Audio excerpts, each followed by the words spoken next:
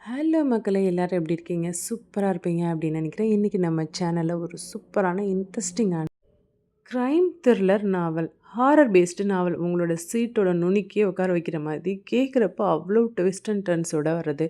நெறைய பேர் மூச்சு விடும் வீடு நாவல் கேட்டிருப்பீங்க. அந்த நாவல் உங்களுக்கு பிடிச்சிருக்கும். அந்த நாவலோட ஸ்டைல்ல வந்த சீக்வல் 2 தான் இது.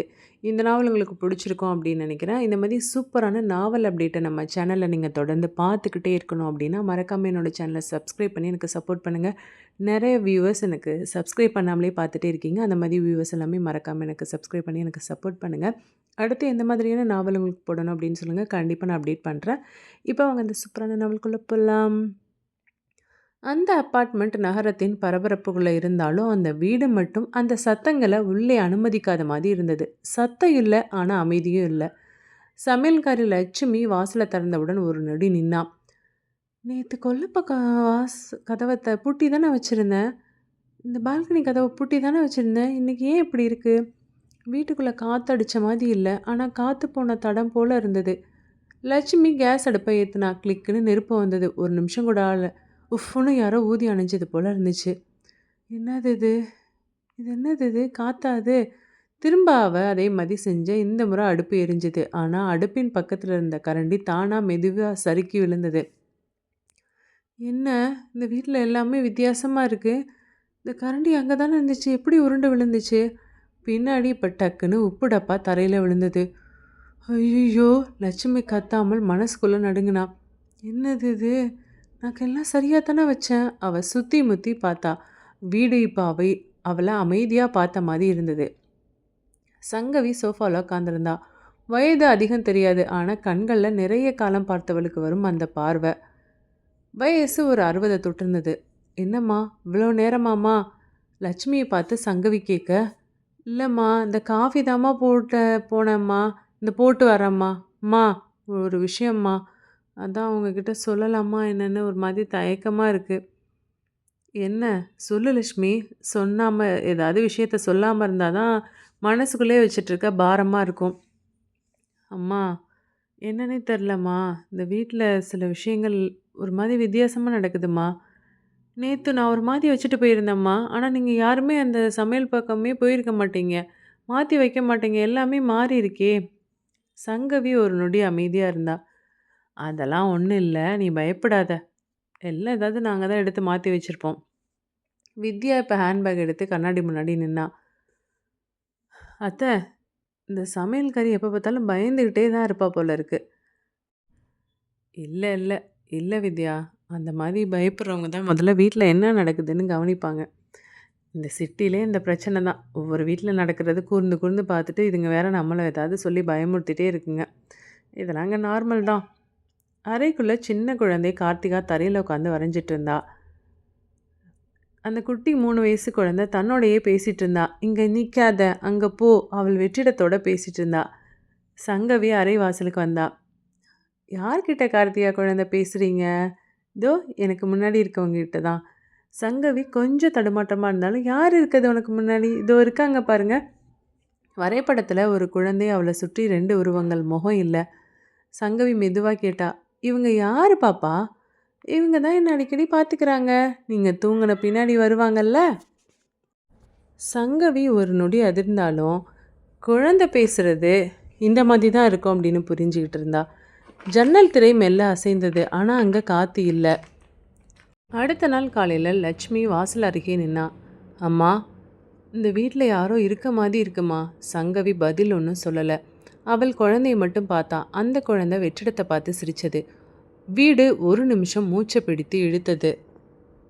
அடுத்த நாள் காலையில் 7 மணி. அப்பார்ட்மெண்ட் முழுக்க ஒரே மாதிரி சத்தம், அலாரம், பாத்திர சத்தம், பேசுகிற குரல் எல்லாமே சாதாரணமாக இருந்தது. சுரேஷ் மொபைல் அலாரத்தை ஆஃப் பண்ணான். கண்ணை தேத்திக்கிட்டே, "இன்னொரு 5 நிமிஷம் வித்யா." வித்யா உடனே சொன்னான். 5 நிமிஷம்லாம் நாளைக்கு சொல்லலாம். இன்னைக்கு கிளைண்ட் கால் இருக்குன்னு சொன்னல, மறந்துடாத. நான் எங்கே மறக்கிறது? நீங்கள் தான் எல்லாத்தையும் காலண்டரில் போட்டு என்ன ப்ரெஷர் பண்ணுறீங்களே. நீ ப்ரெஷர் தாங்கலைன்னா ஏன் ஐடி வேலை பார்க்குற? சங்கவி இப்போ காஃபி டம்ளரை மேஜை மேலே வச்சா. சுரேஷ், காஃபி வச்சுருக்கேன் பாரு, ஏற்கனவே ஆறிட்டுது. அம்மா, எப்போவுமே எனக்கு கொஞ்சம் காஃபி சூடாக இருக்கணும்மா. காஃபி மாதிரி தாண்டா வாழ்க்கையும்.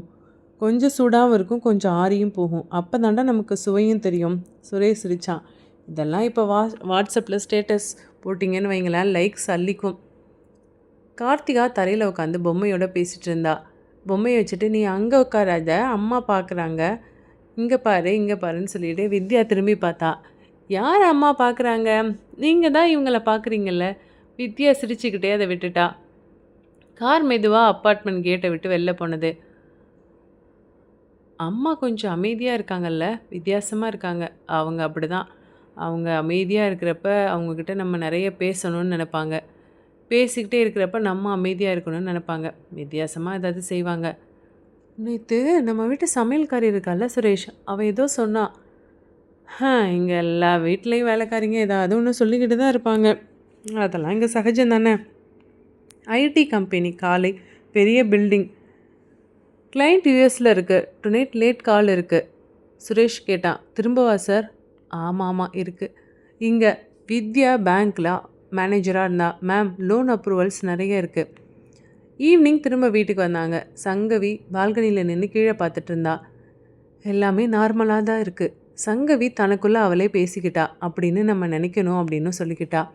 கார்த்திகா இப்போ புது டிராயிங் ஒன்று போட்டிருந்தா. ஒரு வீடு, அதுக்குள்ளே ஒரு குழந்தை, அவளுக்கு முன்னாடி ஒரு கை. சங்கவி அந்த டிராயிங்கை பார்த்து கேட்டா, கண்ணா இது யாரோட கைடா? இந்த கை தான் என்ன பாதுகாப்பாக வச்சுருக்க கை. குழந்தை தானே, மழலையாக தானே பேசும். பாப்பா வித்தியாசமாக பேசுதே, சங்கவி உள்ளுக்குள்ளே நினச்சிக்கிட்டா. சுரேஷ் இப்போ லேப்டாப்பை திறந்து வேலையை தொடங்கினா. வித்யா மொபைலை பார்த்தா.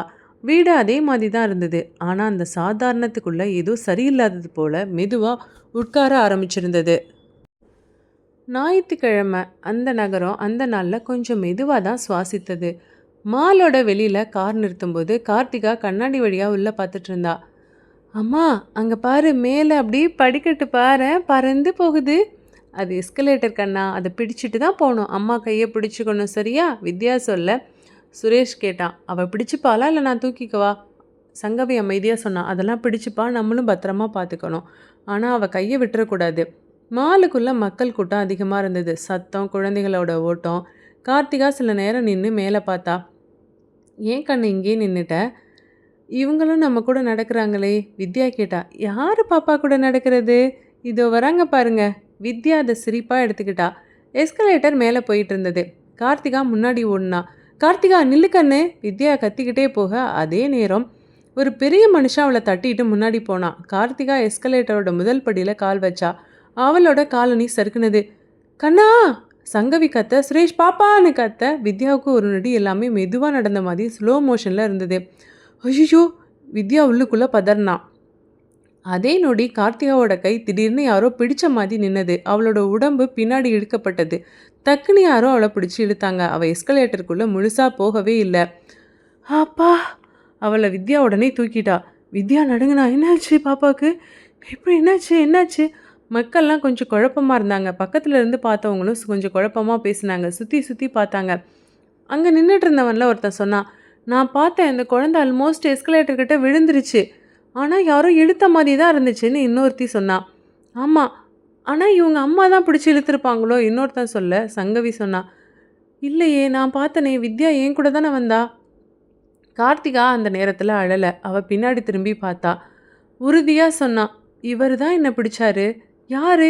அதோ அந்த அண்ணா இங்கே தான் இருக்காரு, இப்போ போயிட்டாரு.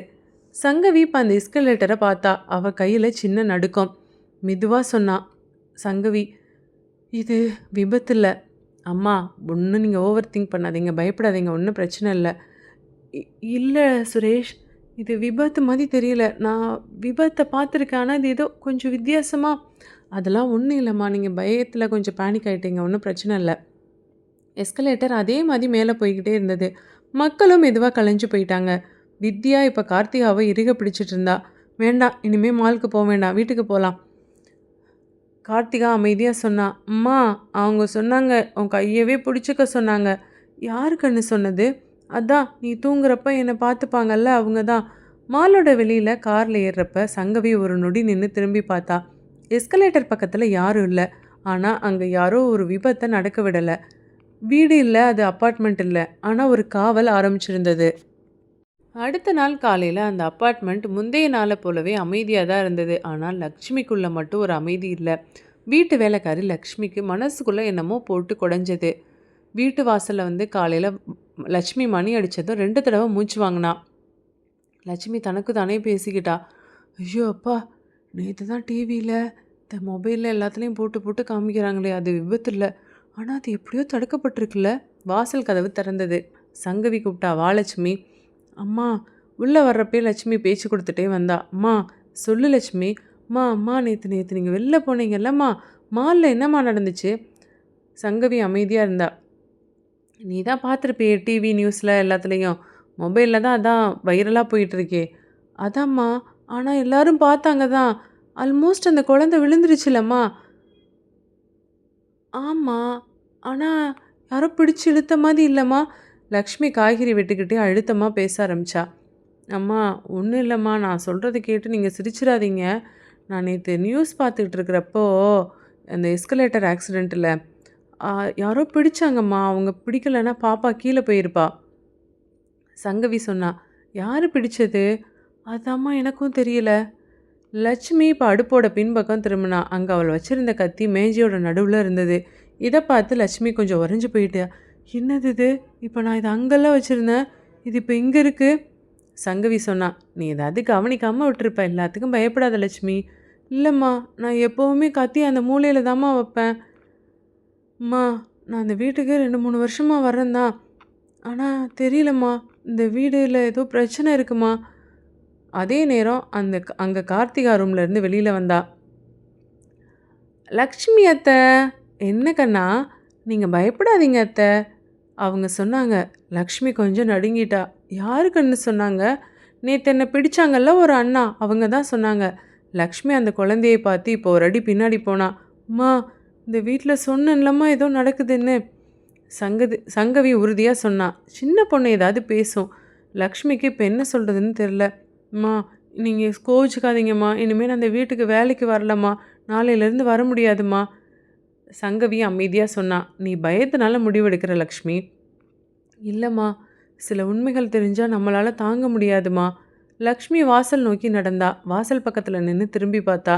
லக்ஷ்மி மெதுவாக சொன்னா. இந்த வீட்டில் இந்த குழந்தையை சுற்றி என்னமோ இருக்குது, அவளை காக்கிற யாரோ இருக்காங்க. வாசல் கதவு மூடுனது. கார்த்திகா ஹாலில் நின்று வெற்றிடத்தை பார்த்தா. பாட்டி, அவங்க சொன்னாங்க லக்ஷ்மி அத்தை இனிமே வரமாட்டாங்கன்னு. வீடு ஒரு நொடி மூச்சு இழுத்து பிடிச்சது. மாலை நேரம். அப்பார்ட்மெண்ட் வழக்கமான சத்தங்களோட மெதுவாக உயிரோடு இருந்தது. வாசலில் காலிங் பெல் அடிக்கிற சத்தம். சங்கவி தான் உடனே திறந்தா. வந்தது ராதா, அந்த அப்பார்ட்மெண்ட்டில் இருக்கிற ஒரு லேடி. உள்ளே வாங்க ராதா, உள்ளே வாங்க. ராதா உள்ளே வந்ததும் அவளோட பார்வை முதல்ல குழந்தையோட ரூம் பக்கமாக போனது. ராதா கேஷுவலாக பேச்ச ஆரம்பிச்சா. நேற்று சுரேஷ் வித்யா 2 பேரும் வெளில போயிருந்தாங்கல்ல, நான் பார்த்தேன். சங்கவி சொன்னா. ஆமாம், அவங்க ஏதோ வேலையாக வெளில போனாங்க. அதான் நான் நினச்சேன் நீங்களும் கார்த்திகாவும் தான் வீட்டில் இருக்கீங்கன்னு. ஆமாம் ஆமாம், நேற்று நானும் குழந்தையும் தான் இருந்தோம். அந்த நொடி ராதிகாவோட முகம் கொஞ்சம் மாறினது. ராதிகா சோஃபாவில் உட்காந்தா. அவள் சிரிப்பு கொஞ்சம் கரைந்து போனது. இல்லை இல்லை ஆண்டி, அதான் சொல்லலான்னு வந்தேன். ஏன், என்னாச்சுமா? இல்லை, நேற்று சாயந்தரம் நான் என்னோடய பால்கனியில் நின்றுட்டு இருந்தேன். காற்று நல்லா வீசிட்டு இருந்தது. அப்போது உங்கள் வீட்டுக்குள்ளே கார்த்திகா விளையாடுறத பார்த்தேன். ஆமாம், அவள் ரூமில் தான் அவள் விளையாடிக்கிட்டு இருந்தா அப்படின்னு சங்கவி சொல்ல, ராதா தலையசிச்சா. ஆமாம், அதே தான். ஆனால் அவளோட பொம்மையோட தான் விளையாடிட்டு இருந்தா. சங்கவி சொன்னா. இல்லை, அவள் தனியாக இல்லை, அவள் பொம்மை கூட மட்டும் விளையாடலை. என்ன சொல்கிறீங்க அப்படின்னு சங்கவி அமைதியாக கேட்க, ராதா பேசுனா. இல்லை, அவள் யாருக்கிட்டேயோ பக்கத்தில் நின்று பேசுகிற மாதிரியும் அவங்களுக்கு பதில் சொல்கிற மாதிரியும் பேசிகிட்டு இருந்தா. ராதா கண்களை மூடுனா. அப்போ தான் நான் கவனித்தேன், அவளுக்கு பக்கத்தில் ஒரு நிழல் மாதிரி ஏதோ ஒன்று. சங்கவி உடனே சொன்னா. என்னது, நிழலா? ஆமாம், முழுசாக ஒரு உருவம் அந்த மாதிரி இருந்துச்சு. ஆனால் ஒரு இடத்துல நின்றுக்கிட்டு இருக்கிற மாதிரி இருந்துச்சு. அது சுவர் நிழலாக இருக்கும்னு சங்கவி சொல்ல, இல்லை இல்லை, அது சுவர் நிழல் இல்லை, விளக்கில் தெரிகிற ஆங்கிளும் இல்லை அது. ஆனால் அது யாரோ இருந்த மாதிரி இருந்தது ஆண்டி. நானே ஒரு நிமிஷம் பார்த்து பயந்துட்டேன். அடுத்த நிமிஷம் நான் என்னையே கேட்டுக்கிட்டேன், இது என்னோட கற்பனையாக இருக்குமோன்னு. சங்கவி மெதுவாக சொன்னா. அப்புறம் என்னாச்சு? அவள் அந்த நிழல் பக்கம் திரும்பினா. யாரு? கார்த்திகா தான் நிழல் பக்கம் திரும்பி அந்த நிழலை பார்த்து சிரிச்சா. அதே நேரம் கார்த்திகா அவளோட ரூம்லேருந்து வெளியில் வந்தா. ராதா ஆண்டி. ராதா ஒரு நொடி அந்த குழந்தைய பார்த்து ஷாக் ஆகி நின்னா. நான் பாப்பாவை தானே பார்த்தேன். ஆமாம். அப்போது அவளோட பேசுனது யாரு? இப்போ கார்த்திகா சொன்னா. அவங்கள நீங்கள் பார்த்ததில்ல ஆண்டி அப்படின்னு சொல்லவும் ராதா உடஞ்சி போயிட்டா. பாப்பா நீ என்னடா சொல்கிற? யாரு? அவங்கள நான் பார்த்தது இல்லையா? இப்போ அவங்க எங்கே இருக்காங்க? இப்போ கூட இங்கே தான் இருக்காங்க. ராதா பயத்தில் டக்குன்னு எழுந்து நின்றுட்டா. எங்கடா இருக்காங்க? அதோ உங்கள் பக்கத்தில் தான் நின்று உங்களை பார்த்துட்ருக்காங்கன்னு சொல்லவும் ராதாவுக்கு என்ன சொல்கிறதுன்னு தெரியல. வேர்த்து விறுவிறுத்து போச்சு. ஆண்டி தெரில ஆண்டி, நான் ஏதோ உங்ககிட்ட சொல்லலான்னு வந்தேன். ஆனால் உங்களை பயமுறுத்துறதுக்காக வரல. ஆனால் நான் பார்த்ததை என்னால் மறக்க முடியல அப்படின்னு ராதா படபடன்னு சொல்லவும் சங்கவி சொன்னா. நீ சொன்னது நல்லதுதாம்மா. தெரியல ஆண்டி, இது உண்மையா இல்லை என்னோட மனசுக்கு தெரியல கற்பனையான்னு தெரியல. அதை நீங்கள் முடிவு பண்ணிக்கோங்க ஆண்டி. சொன்னபடியே ராதா படபடன்னு அந்த வீட்டை விட்டு வெளியேற வாசல் கதவை மூடினதும் சங்கவி கார்த்திகாவை பார்த்தா. கண்ணு நேற்று யார்கிட்டம்மா நீ பேசின? என்ன பாட்டி, நான் தான் சொன்னேன்ல என் கூட ஒருத்தவங்க இருக்காங்க, நான் அவங்க கிட்ட தான் பேசிகிட்டு இருந்தேன். சங்கவி உள்ளுக்குள்ளே அமைதியாக இருந்தா. வீடு மெல்ல ஒரு மூச்சை இழுத்து விட்டது. அந்த நாள் இரவு சுரேஷுக்கு தூக்கமே வரல. அவன் லேப்டாப்பை மூடிட்டு சோஃபாவில் சாஞ்சிருந்தான். வீடு ரொம்ப அமைதியாக இருந்தது. அந்த அமைதி தான் அவனுக்கு எரிச்சலாக இருந்தது. சுரேஷ் தன்னுக்கு தானே பேசிக்கிட்டான். இந்த வீட்டில் எப்போவுமே ஒரு மாதிரி இருக்கும் கலகலன்னு, குழந்த, டிவி, அம்மா பேசுகிறதுன்னு. ஆனால் ஏன் தான் இன்றைக்கி இந்த மாதிரி அமைதியாக இருக்கோ? இந்த அமைதி எனக்கு ஒரு வித்தியாசமாக இருக்குது. கார்த்திகா தனியாக பெட்டில் உட்காந்துருந்தா. அவன் முன்னாடி புத்தகம் இல்லை, பொம்மை இல்லை. சுரேஷ் இப்போ கார்த்திகாவோட ரூம் வாசலில் நின்னா. கார்த்திகுட்டி என்னடா பண்ணுற? கார்த்திகா கண் எடுக்காமல் சொன்னான். நான் ஒன்று கேட்டுட்ருக்கேன் டாடி. என்னடா கேட்டுட்ருக்க? அவங்க சொல்கிறது தான் கேட்குறேன். யார் அவங்க? என்னடா சொல்கிறாங்கன்னு சுரேஷ் சிரிச்சுக்கிட்டே சொல்ல, அவங்க தான் என்னை பார்த்துக்கிறாங்க அப்படின்னு சொல்ல சுரேஷ் ஒரு நொடி அதை ஜோக்காக எடுத்துக்கிட்டான். சரி சரி சரி குட்டி தூங்குடா, நேரம் ஆயிடுச்சு. அவன் அறையை விட்டு வெளியில் வர்றப்ப ஹாலில் இருந்த விளக்கு ஒரு முறை மங்கலாக இருந்தது. சுரேஷ் ஒரு நிமிஷம் நின்னான். வோல்டேஜ் நிறையா பிரச்சனை இருக்குது போல இருக்குது. அவன் சுவிட்ச் போர்டை பார்த்தான். எல்லாமே நார்மலாக தான் இருந்தது. உள்ளுக்குள்ளே நினச்சிக்கிட்டான், பெரிய அப்பார்ட்மெண்ட்டு, மெயின்டெனன்ஸே சரியில்லை. சுரேஷ் இப்போ தண்ணி குடிக்க கிச்சனுக்கு போனான். அவன் தண்ணியை ஒரு வாட்டர் பாட்டிலில் எடுத்துக்கிட்டு டைனிங் டேபிளுக்கு வந்தான். குடிச்சிட்டு பாட்டிலை வச்சுட்டு போனான். திரும்ப வந்து பார்த்தப்போ பாட்டில் அந்த இடத்துல இல்லை. எங்கே இருக்குன்னு எட்டி பார்த்தப்போ அது கிச்சனில் இருந்தது. இவனுக்கு ஒரே யோசனையாக இருந்தது. சங்கவி கிட்ட வந்து கேட்டான், அம்மா வாட்டர் பாட்டிலில் எடுத்து டேபிளில் வச்சுருந்தேன், நீங்கள் எதுவும் எடுத்து கிச்சனில் வச்சிங்களா? சங்கவி பெட்ரூம்லேருந்து சொன்னான். என்னடா சொல்கிற? இல்லைம்மா இந்த வாட்டர் பாட்டில் இல்லையடா, நான் கிச்சனுக்கு போவே இல்லையே. சுரேஷ் இப்போ திரும்ப அந்த வாட்டர் பாட்டிலை எடுத்தான். இப்போது அந்த வாட்டர் பாட்டில் ஒரு மாதிரி குளிராக இருந்தது, புது மாதிரியான குளிர். அவன் திரும்பி பார்த்தான். கார்த்திகா இப்போ அந்த ரூம் வாசலில் நின்றுட்டு இருந்தான். கார்த்திகுட்டி நீ தானே எடுத்த அப்பாவோட வாட்டர் பாட்டிலை? இல்லைப்பா நான் எடுக்கலப்பா, அவங்க தான் எடுத்து வச்சுருப்பாங்க. சுரேஷ் இப்போ கொஞ்சம் எரிச்சலாயிட்டான். என்னது இது எப்போ பார்த்தாலும் அவங்கன்னு? யார் அவங்க? எத்தனை தடவை உங்ககிட்ட கேட்டுகிட்டே இருக்கேன். அப்பா அவங்க தான்ப்பா. சுரேஷ் இப்போ எதுவுமே பேசலை. அவன் மனசுக்குள்ளே ஒரு சின்ன கேள்வி, எப்படி ஒவ்வொரு விஷயமும் அந்த குழந்தையை சுற்றி மட்டும் நடக்குது? அது கொஞ்சம் விசித்திரமாக இல்லை? அவன் பால்கனியோட கதவை பார்த்தான். அது பூட்டப்பட்டிருந்தது. சுரேஷ் இப்போ தனக்கு தானே சொன்னான், நான் தானே லாக் பண்ணேன். இப்போது அதே நொடி டக்குன்னு பால்கனி கதவு மெல்ல ஒரு இன்ச்சு திறந்தது. சுரேஷ் உடனே சொன்னான், கார்த்திகா அமைதியாக இருக்குட்டி, பயப்படாத. அப்பா நீங்கள் பயப்படாதீங்க, அவங்க தான் இப்போது திறந்தாங்க. கதவு இப்போ திரும்ப மூடினது. சுரேஷ் இப்போ அந்த கதவை போய் இறுக்கமாக பிடிச்சான். என்னது இது? காற்றுக்கு அப்படி அடித்து அடித்து ஆடிட்டுருக்கு. ஆனால் வெளியில் காற்று இல்லையே. அடுத்த நாள் சுரேஷ் அம்மா கிட்ட சொன்னான். அம்மா ஒரு விஷயம். என்னடா? இல்லை இந்த வீட்டில் எல்லாமே கொஞ்சம் வித்தியாசமாக நடக்கிற மாதிரி இருக்குது. நீயும் கவனிக்க ஆரம்பிச்சிட்டியா? ஆமாம்மா, என்னன்னு தெரியல, எனக்கு ஒரு மாதிரி எக்ஸ்பிளைன் பண்ண முடியலம்மா. எல்லாத்துக்கும் எக்ஸ்ப்ளனேஷன் இருக்கணும்னு இல்லை சுரேஷ். சங்கவி சொன்னா. சில விஷயங்கள் நம்ம கவனிக்க ஆரம்பித்தாதான் நம்ம அது கவனிக்கும். என்னம்மா இது புரியாமல் பேசுகிறீங்க? சுரேஷ் இப்போ கார்த்திகாவை பார்த்தான். அவள் அவனை பார்த்து சின்ன சிரிப்பு சிரிச்சா. அடுத்த நாள் இரவு அப்பார்ட்மெண்ட் கேட்டுக்கு வெளியில் ஒரு கேப் நின்னது. வித்யா தான் சூட்கேஸ் இழுத்துக்கிட்டு கார்லேருந்து இறங்கினா. வித்யா ஃபோனில் பேசினா. ஆமாம் ட்ரைனிங்லாம் முடிஞ்சுது, இன்னொரு 10 நிமிஷத்துக்குள்ளே வீட்டுக்குள்ளே இருப்பேன். அவள் காலை கட் பண்ணி மேலே பார்த்தா 6வது மாடி. அந்த பால்கனி விளக்கு எரிஞ்சிட்டு இருந்தது. வித்யா தனக்கு தானே சொல்லிக்கிட்டா, நான் இல்லாதப்ப இந்த மாதிரி தான் லைட்ட போட்டு ஆஃப் பண்ணவே மாட்டாங்க. எத்தன தடவ சொல்லியிருக்கேன். வாசல் திறந்ததும் கார்த்திகா ஓடி வந்து வித்யாவ பிடிச்சுக்கிட்டா. "கார்த்திக்குட்டி, அம்மா, என் செல்லக்குட்டி நல்லா இருந்தீங்களா நீங்க? அப்பா, பாட்டி கூட?" நல்லா இருந்தேம்மா. அவங்களும் இருந்தாங்களே." வித்யா சிரிச்சா. "யாருடா அவங்க?" "அதான் நீங்க இல்லாதப்ப அவங்க தான் என்ன தூங்க வைப்பாங்க." வித்யா அத குழந்தைங்களோட ஃபேண்டஸின்னு நெனச்சு விட்டுட்டா. சங்கவி கேட்டா, "உன்னோட பயணம்லாம் எப்படிம்மா இருந்துச்சு?" "ரொம்ப லாங் அத்த. ஆனா இங்க வந்ததும் தான் இப்ப கொஞ்சம் அமைதியா இருக்கு. செம்ம டயர்டா இருக்கு." சங்கவி அவள பார்த்தா. அந்த வார்த்தைய அவ உள்ளுக்குள்ளேயே போட்டு வச்சுக்கிட்டா. ஏதோ சொல்ல வந்தவளா துணிஞ்சுட்டு அமைதியாயிட்டா. வித்யா தன்னோட ரூம்குள்ள போனா. சூட்கேஸ பெட்டுக்கு ஓரமா வச்சா. வித்யா கொஞ்சம் கன்ஃப்யூஸ் ஆயிட்டா. "என்னது இது? என்னோட பெட்ரூம்ல எல்லாமே மாறியிருக்கு. இந்த குஷன நான் இங்க வைக்கலையே." படுக்கைக்கு மேல ஒரு குஷன் மெதுவா மடக்கி வைக்கப்பட்டிருந்தது. வித்யா சொன்னா, "ஆன்ட்டி." "ஆ சொல்லு வித்யா." இல்லம்மா. நீங்க ரூம்க்கு வந்தீங்களா?" "இல்லையே." வித்யா ஒரு நொடி நின்னா. "இல்ல எல்லாமே அரேஞ்ச்மெண்ட்ஸ்லாம் மாத்திருக்கு. ஒருவேளை சுரேஷ் எதுவும் வச்சிருப்பாரா?" "தெரியலையேம்மா." இரவு உணவு. ட்ரெய்னிங்லாம் எப்படி இருந்ததுன்னு சுரேஷ் வித்யாவ பார்த்து கேட்க, "ஆ கன்டென்ட் ரொம்ப ஹெவியா தான் இருந்தது. ஆனா, நான் இல்லாத இந்த 3 நாள்ல இந்த வீடு மாறுன மாரி எனக்கு இருக்கு." சுரேஷ் கேட்டான். "என்ன சொல்ற?" "தெரியல சுரேஷ். ஏதோ என்னால எக்ஸ்ப்ளைன் பண்ண முடியல. ஆனா ஏதோ வித்தியாசமா இருக்கு. என்னோட ரூம்ல நெறைய திங்ஸ் மாத்தி மாத்தி வச்சிருக்கு. நீயா வச்ச?" சுரேஷ் அமைதியா இருந்தான். சங்கவி சொன்னா, "நீயும் கவனிக்க ஆரம்பிச்சிட்ட வித்யா." "என்ன சொல்றீங்க அத்த?" ஒண்ணும் இல்ல." வித்யா கார்த்திகாவ தூங்க வைக்க ரூமுக்கு போனா. "கார்த்திக் குட்டி இன்னைக்கு நீ நல்லா தூங்கணும் குட்டி. நீங்க இருக்கீங்கல்லம்மா, இன்னைக்கு அவங்க வரமாட்டாங்க."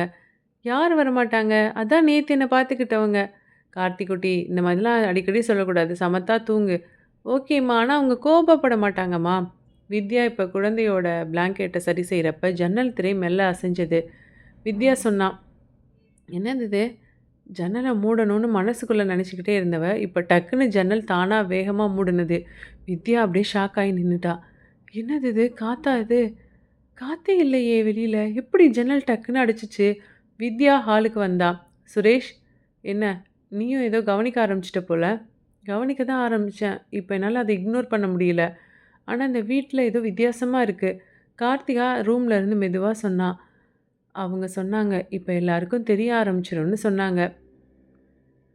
அடுத்த நாள் காலையில வித்யா பேங்க்குக்கு கிளம்பிக்கிட்டு இருந்தா. அப்பார்ட்மெண்ட்டுக்கு வெளியில காலையில வித்யா சுரேஷ் கிட்ட பேசிட்டு இருந்தா. "சுரேஷ் இன்னைக்கு சாயந்தரம் நான் கொஞ்சம் லேட்டா தான் வருவேன்." "ஓகே, ஓகே வித்யா கால் பண்ணு." வித்யா காரை ஸ்டார்ட் பண்ணா. அப்பார்ட்மெண்ட்டோட கேட்டை விட்டு கார் வெளியில வந்ததும் அவளோட உள்ளுணர்வு ஏதோ சொன்னது. டக்குன்னு ரியர் வியூ மிரரை பார்த்தா. அவள அறியாமலேயே அவ உள்ளுக்குள்ள ஏதோ சொல்லிக்கிட்டா. "ஏன் என்னாச்சு? ஏன் நான் இப்படி பார்க்குறேன்?" பேங்க்கு மதியம். அந்த பேங்க்கு வழக்கமான பரபரப்போட இயங்கிக்கிட்டு இருந்தது. "மேம், உங்கள ஒருத்தர் மீட் பண்ணணும்னு வெயிட் பண்ணிட்டு இருக்காரு. அப்பாயின்மெண்ட் இருக்கான்னு?" வித்யா கேட்க, "ஸ்டாஃப் இல்லைன்னு சொன்னாரு." "அப்போ நாளைக்கு வர சொல்லுங்க." அதே நேரம் வித்யா கண்ணாடி வழியா இப்போ வெளியில பார்த்தா. அதே மனிதன் கேட்டு பக்கத்துல நின்று உள்ள பார்த்துட்டு இருந்தான். வித்யா உள்ளுக்குள்ள கொஞ்சம் அதிர்ந்து போனா. "யார் இவன்?" அவள் பார்த்ததை கவனிச்சதும் முகத்தை திருப்பினான். ஆஃப்டர்நூன். வித்யா கொலீக் கிட்ட பேசிட்டு இருந்தா. கேட்டு பக்கத்துல யாராவது நிக்கிறாங்களா பாருங்க, கொலீக் சொன்னா. யாரும் இல்லையே. வித்யா இப்ப திரும்ப பார்த்தா அந்த கேட்டு பக்கத்துல காலியா இருந்துச்சு.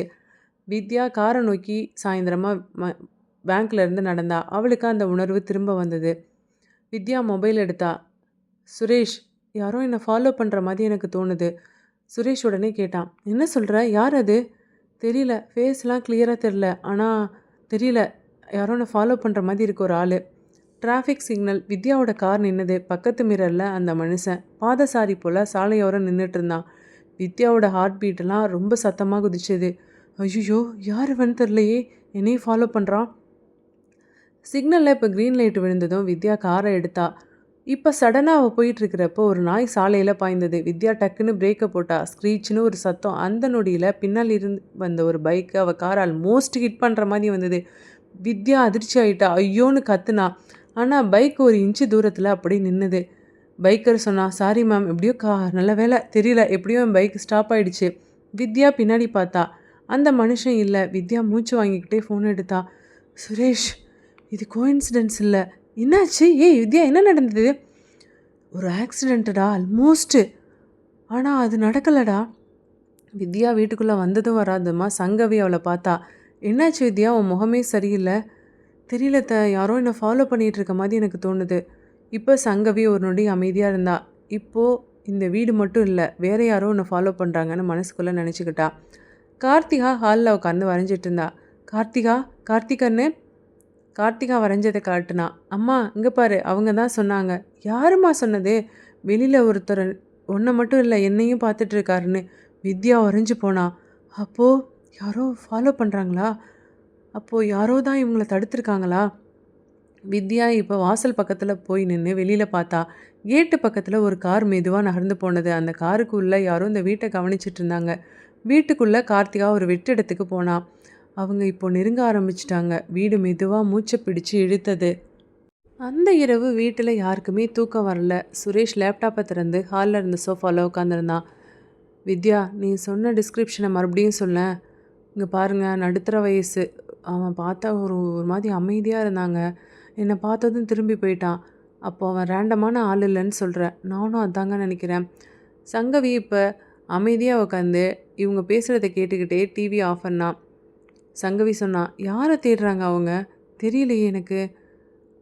சங்கவி அமைதியாக சொன்னா, அவங்க கார்த்திகாவை தேடுறாங்கன்னு நினைக்கிறேன். சுரேஷ் கண்களை சுருக்குனான். அம்மா ஏதாவது உளராதம்மா. எப்படி அவங்க கார்த்திகாவை சும்மா இது பண்ணுவாங்க? தெரியலடா, எனக்கு என்னமோ அப்படி தான் தோணுது. அடுத்த நாள் காலையில் சுரேஷ் அப்பார்ட்மெண்ட் அசோசியேஷன் ஆஃபீஸ்க்கு போனான்.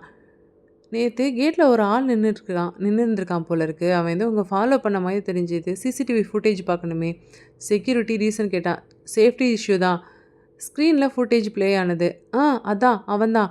செக்யூரிட்டி கன்ஃபியூஸ் ஆனா. சார் இவன் நேற்று மட்டும் இல்லை சார், ஒரு 3 நாளாக அதே டைமில் கேட் ஓரமாக நிற்கிற மாதிரி நானும் பார்த்தேன். சுரேஷ் கேட்டான். 3 நாளாவா? ஆமாம் சார். ஆனால் ஒரு விஷயம். சுரேஷ் கேட்டான். சொல்லுங்கள். இந்த ஃபுட்டேஜில் இவன் கேமரா முன்னாடி மட்டும்தான் இருக்கான், பின்னாடி ஆங்கிளில் அவன் இல்லை. அப்போது அது எப்படி பாசிபிள் ஆகும்? தெரியல சார், கேமரா பிளைண்ட் ஸ்பாட் இருக்கும் சார்.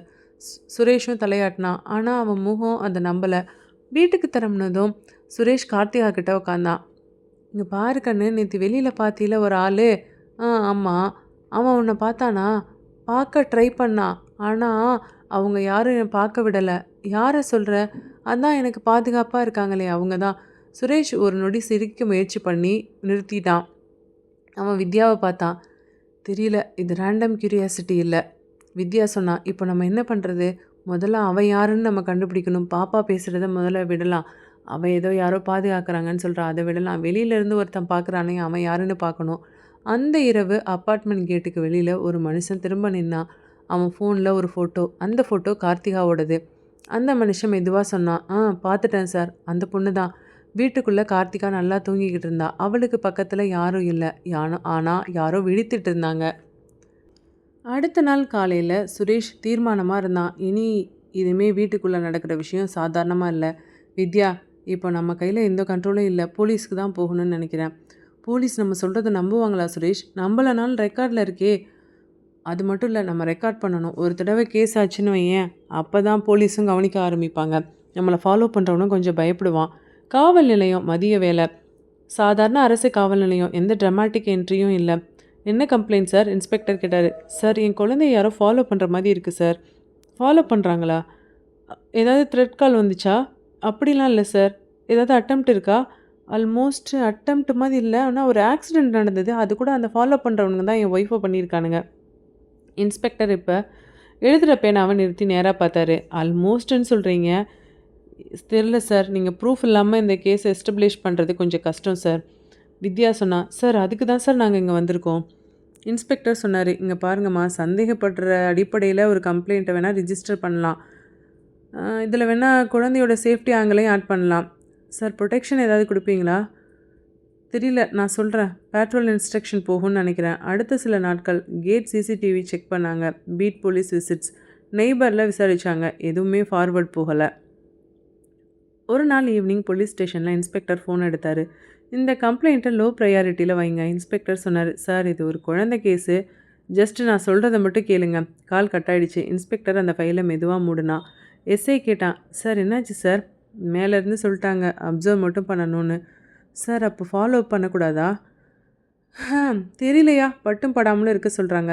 வீட்டில் சுரேஷ் கேட்டான். என்னது, 4 நாள் ஆகுது, போலீஸ் ஒரு அப்டேட் கூட கொடுக்கல. வித்யா சொன்னா, அவங்க சீரியஸாக எடுத்த மாதிரியே தெரில சுரேஷ். சீரியஸாக எடுத்தா அந்த பக்கம் நகரும். சங்கவி மெதுவாக சொன்னா, என்னம்மா சொல்கிற அந்த பக்கம் நகரும்னு? யாரோ இதை மெதுவாக்குறாங்கன்னு சொல்கிறேன்.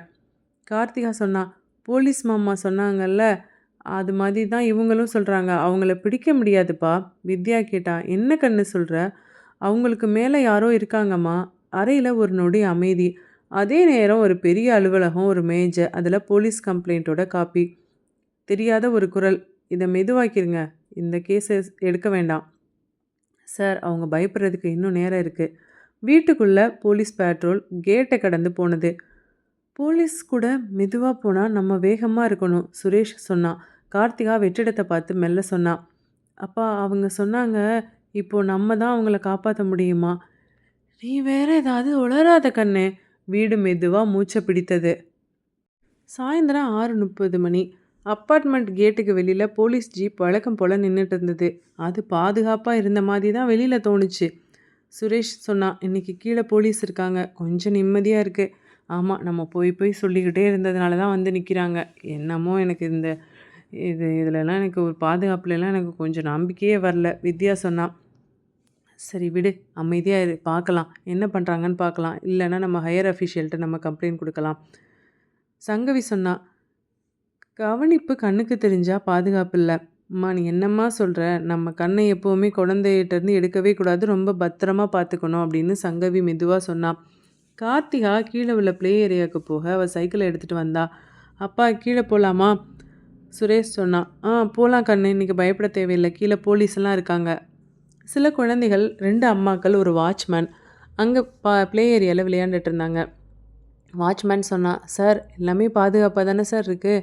அதான் போலீஸ் தான் வெளியில் இருக்காங்களே, நானும் இங்கே தான் இருக்க போகிறேன். சுரேஷ் இப்போ ஃபோனில் மெசேஜ் டைப் பண்ண ஒரு நொடி கண்ணை எடுத்தான். அந்த ஒரு நொடி ஒரு டெலிவரி யூனிஃபார்ம் போட்டவன், ஹெல்மெட், மாஸ்க் போட்டிருந்தான். அவன் அந்த ப்ளே ஏரியா பக்கத்தில் நெருங்கினான். மேடம், உங்களுக்கு தான் பார்சல். யாருக்கு? அந்த ப்ளே ஏரியாவில் இருந்த ஒரு குழந்தையோட அம்மா கேட்க, உங்களுக்கு தான். அப்படியா? இல்லை, சுரேஷ்னு 6th ஃப்ளோரில் இருக்கார்ல, அவருக்கு. சுரேஷோட பேரை கேட்டதான் அவன் தலையை தூக்கி பார்க்குறதுக்கு முன்னாடியா அந்த ஆள் கார்த்திகாவோட கையை பிடிச்சி இழுத்தான். கார்த்திகா கத்துனா, அப்பான்னு. அவள் கால்கள் நிலத்திலிருந்து சற்று எழுந்தது. சுரேஷ் கத்துனா, கார்த்திகா போகாத கண்ணு. அந்த நொடி காற்று ஒரு முறை அமைதியானது. இப்போ அவனோட கையில் இருந்த பேக்கு திடீர்னு சறுக்குனது. அந்த டெலிவரி மேன் அதிர்ச்சி ஆகிட்டான். ஐயோ, என்னாச்சு? அவனுக்கு தெரியாமல் அவனே பின்னாடி தடுமாறி கீழே விழுந்தான். ப்ளே ஏரியாவில் இருந்த ஒரு அம்மா கத்துனா, ஐயோ பாப்பா. இப்போ அவனுக்கு கால் சறுக்குனது, பேலன்ஸ் போச்சு, குழந்தை கையிலேருந்து விடுபட்டது. அவ்வளவுதான். கார்த்திகா அந்த டெலிவரி மேனை நேராக பார்த்தா. நான் தான் என்னை தூக்காதன்னு சொன்னேன்லன்னு மெதுவாக சொல்ல, இப்போ அந்த டெலிவரி பாய் இந்த பாப்பாவை பார்க்கவே இல்லை. கேட்டுக்கு வெளியில் இருந்த போலீஸ் இப்போ உள்ளே ஓடி வந்தாங்க. கான்ஸ்டபிள் கேட்டார், என்ன நடந்துச்சு? இப்போது தான் இது நடந்துச்சு அப்படின்னு சுரேஷ் ரொம்ப கோபமாக சொன்னான். யார் அவன்? அந்த ப்ளே ஏரியாவில் இருந்த ஒரு அம்மா சொன்னாங்க, ஏதோ டெலிவரி பையன் போல் இருந்தான். அதுக்குள்ளே வாசலில் நின்றுட்டு இருந்த போலீஸ் அவனை மடக்கி பிடிச்சி எடுத்துகிட்டு வந்திருந்தாங்க. அவனை பிடிச்சி நிறுத்தினாங்க. உன் ஐடியை கொடு. அவன் இப்போ ஒரு ஃபேக்கான ஐடியை காமிச்சான். ஸ்டேஷனுக்கு வா. வித்யா பதறி அடித்து கீழே ஓடி வந்தா. என்னங்க இது, போலீஸ் இருந்து இந்த மாதிரி ஆயிருக்கு? கான்ஸ்டபிள் சொன்னார். மேடம், இது அட்டம்ப்ட் ப்ரூவ் ஆகணும் மேடம். இவன் சும்மா டெலிவரி பாயாக கூட இருக்கலாம், ஏதாவது நார்மலாக கூட இந்த விஷயம் நடந்திருக்கலாம். என்ன சார் சொல்கிறீங்க? அவன் கையை பிடிச்சி தூக்கியிருக்கான் பாப்பாவை, அது அட்டம்ப்ட் இல்லையா? கான்ஸ்டபிள் எதுவுமே பதில் சொல்லலை. சங்கவி பார்த்தா. கார்த்திகாவை இறுக பிடிச்சிக்கிட்டா. நான் தான் சொன்னேன்ல, நம்ம கவனிப்பெல்லாம் போதாது. கார்த்திகா சொன்னான். அவங்க தான் அவனை பிடிச்சி தள்ளுனாங்க. சுரேஷ் கேட்டான், யார் பாப்பா? அவங்க தான் கீழே இழுக்க விடாமல் நின்னவங்க. சுரேஷ் ஒரு நொடி எதுவுமே பேசலை. அந்த ஆளும் ஸ்டேஷனுக்குள்ளே போனான். அதாவது அவனை ஸ்டேஷனுக்கு அழைச்சிட்டு போனாங்க. ஆனால் ஒரு அப்டேட்டும் இல்லை, நோ அர்ஜென்சியும் இல்லை. சும்மா ஃபார்முலாக அவனை என்கொயரி பண்ணிவிட்டு அனுப்புறது போல தான் உட்கார வச்சுருந்தாங்க. சுரேஷ் ஸ்டேஷனுக்கு வெளியில் உட்காந்துருந்தான். இல்லை, இது ஆக்சிடெண்ட் இல்லை, இது போலீஸோட அலட்சியத்தினால தான் நடந்திருக்கு. அந்த இரவு கார்த்திகா தூங்குறதுக்கு முன்னாடி சங்கவியை பார்த்தா. பாட்டி, அவங்க சொன்னாங்க அடுத்த தடவை ரொம்ப ஈஸியாக இருக்காதுன்னு சொன்னாங்க. சங்கவி குழந்தையோட நெத்தியில் முத்தமிட்டா. கவலைப்படாத கண்ணு, இந்த முறை நாங்கள் முன்னாடி நின்று உன்னை பாதுகாப்போம். வீடு ஒரு கனமான மூச்சை இப்போ வெளியில் விட்டது. அடுத்த நாள் காலையில் சுரேஷ் சீக்கிரமாகவே எழுந்து வித்யாவே அழைச்சிக்கிட்டு ஸ்டேஷனுக்கு போனான். அந்த மணி லாக்கப்பில் தான் இருந்தான். அவனை விசாரிக்க ஆரம்பிச்சிருந்தாங்க. விசாரணையெல்லாம் ரொம்ப ரொம்ப அமைதியாக இருந்தது. அதாவது அந்த அமைதி அந்த விஷயங்கள மூடுற அமைதி போல இருந்தது. டெலிவரி யூனிஃபார்ம் போட்ட அந்த ஆள் ஒரு சேர்ல உட்காந்துருந்தான். அவனோட கை வியர்த்து போயிருந்தது. கண்ணுல அசைவு அதிகமா இருந்தது. இன்ஸ்பெக்டர் கேட்டாரு, "உன் பேர் என்ன?" "மணி." "எந்த கம்பெனில வேலை பார்க்குற?" "Fast drop." இன்ஸ்பெக்டர் கேட்டாரு, "ஐடியெல்லாம் ஃபேக்கா வச்சிருக்க?" அந்த மணி தடுமாறுனான். "எனக்கு தெரியாது. கம்பெனில இதான் குடுத்தாங்க." "யார் குடுத்தாங்க?" மணி இப்ப தலைய குனிஞ்சுக்கிட்டான். இப்ப சொன்னான், "சார் நான் குழந்தைய பர்சனலா எதுவும் காயப்படுத்தணும்லாம் வரல சார்." "அப்போ எதுக்கு கைய பிடிச்ச அந்த பாப்பாவ?" "சார் எனக்கு வேறு வழி இல்லை சார். எனக்கு ஒரு ப்ரெஷர் இருந்தது சார். சார் என்ன சொல்கிறதுன்னு தெரியல." அப்படின்னு சொல்ல இன்ஸ்பெக்டர் டேபிளை மெதுவாக தட்டினாரு. "இங்கே பாரு மணி, யார் ஒன்று அனுப்புனாங்க?" மணியோட குரல் உடைஞ்சது. "சார், ஒரு ஆள் தான் சார் அனுப்புனான். என்னை பிளாக்மெயில் பண்ணான் சார். அவன் பேர் எனக்கு தெரியாது." இன்ஸ்பெக்டர் கேட்டார், "எங்கே அவனை மீட் பண்ண?" "கேட்டுக்கு வெளியில் தான். 3 நாளாக என்கிட்ட சொல்லிக்கிட்டே இருக்கான்." "என்ன சொன்னான்?" "குழந்தைய கார் வரைக்கும் கொண்டு வான்னு சொன்னான்." "எதுக்காக நீ இதை செஞ்ச?" "சார், என் தங்கச்சிக்கு கல்யாணம் சார். நான் செஞ்சு கொடுத்தா பணம் கொடுக்குறேன்னு சொன்னான் சார். அது மட்டும் இல்லை சார், நான் இல்லீகலாக ஒரு பிஸ்னஸ் பண்ணுறேன் சார். அதையும் போலீஸில் போட்டு கொடுத்துருவேன்னு சொன்னான்." அந்த ரூமில் ஒரு நொடி அமைதி. அதே நேரம் இன்ஸ்பெக்டரோட மொபைல் வைப்ரேட் ஆனது. இன்ஸ்பெக்டர் காலை அட்டன் பண்ணி கொஞ்சம் தூரம் போய் பேசினார். "கேஸ் இதுக்கு மேலே எஸ்கலேட் பண்ண வேண்டாம்." "Sir, attempt kidnapping sir. சும்மா ஃபார்மலாக ஒரு வார்னிங் மட்டும் போதும்." சார்னு சொல்லி முடிக்கிறதுக்கு முன்னாடி கால் கட்டானது. இன்ஸ்பெக்டர் இப்போ திரும்ப உள்ளே வந்தான். "மணி, நீ இப்போ கோஆப்ரேட் பண்ணனா உனக்கு நல்லது." "சார், நான் தான் எனக்கு தெரிஞ்ச விஷயத்த சொல்லிட்டேனே." சரி போதும். சரி, நீ கிளம்பு." மணி அதிர்ச்சியானா. "சார், ஸ்டேஷனுக்கு டெய்லி வந்து அட்டண்டன்ஸ் கொடு." வித்யா, சுரேஷ் அவுட் சைட் பெஞ்சில் உட்காந்துட்டு இருந்தாங்க. உள்ளே என்ன தான் நடக்குது? நமக்கு உள்ளே நடக்கிறது வெளியில் தெரியாது, சுரேஷ் சொன்னான். இன்ஸ்பெக்டர் இப்போ வெளில வந்தார். "ஸ்டேட்மெண்ட்லாம் ரெக்கார்ட் பண்ணிட்டோம் சார், ஒன்றும் பயப்படாதீங்க." வித்யா கேட்டா. "அவனை அரெஸ்ட் பண்ணலையா சார்?" "இல்லை, ஒரு வார்னிங் கொடுத்துருக்கோம்." சுரேஷ் இப்போ கோபமாயிட்டான். "சார், அவன் என் குழந்தைய கிட்னாப் பண்ண பார்த்துருக்கான்." இன்ஸ்பெக்டர் சொன்னார். "ப்ரூஃப் ஒன்றும் இல்லையே. அவன் சும்மா குழந்தை பைக்கு கிட்ட இடையில போச்சு, நான் தூக்கி தள்ளி விட்டேன்னு சொல்கிறான்." வித்யா இன்ஸ்பெக்டரை நேராக பார்த்தா. "சார், உங்களுக்கு யாரோ மேலிடத்துலேருந்து சொல்லியிருக்காங்கல்ல." இன்ஸ்பெக்டர் ஒரு நொடி பார்வையை விளக்குனா.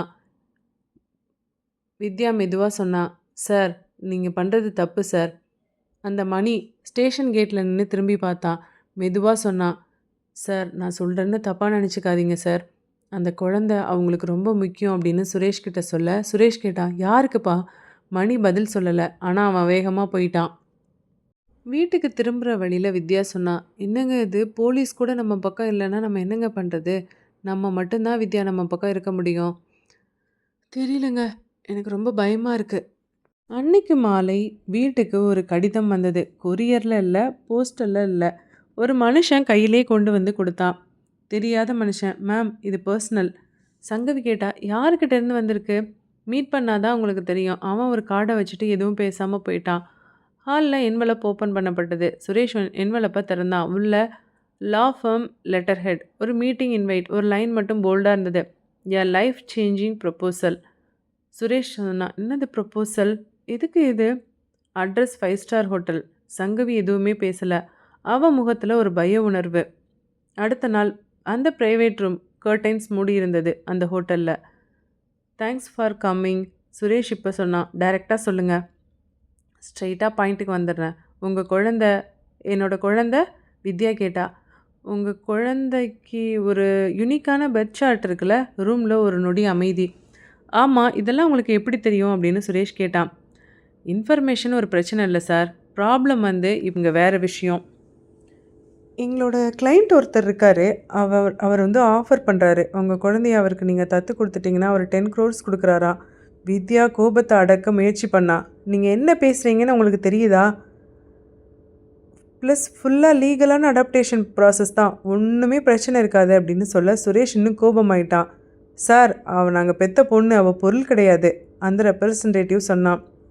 "கண்டிப்பாக, அதைத்தான் நானும் சொல்கிறேன். அவள் ஒரு பொருள் கிடையாது, அவள் ஒரு டெஸ்டினி." "சார், நீங்கள் தேவையில்லாத விஷயத்துக்கு வர்றீங்க. நீங்கள் அமைதியை விலை கொடுத்து வாங்க முடியாது." அந்த ஆள் சொல்ல இப்போதான் சங்கவி முதனாக பேசினா. "அமைதியை உங்களாலேயும் விலை கொடுத்து வாங்க முடியாது. இங்கே பாருங்க, உங்களோட குழந்தை அவங்களுக்கு வேணும். போலீஸ் கேஸு அது இதுன்னு நீங்கள் போனீங்கன்னாலும் அது கண்டிப்பாக அதை நாங்கள் க்ளோஸ் பண்ணிடுவோம். ஓ! அப்போது உங்களால் தான் அந்த விஷயம்லாம் ஸ்லோவாக போகுதா? அந்த ஆள் பதில் சொல்லலை.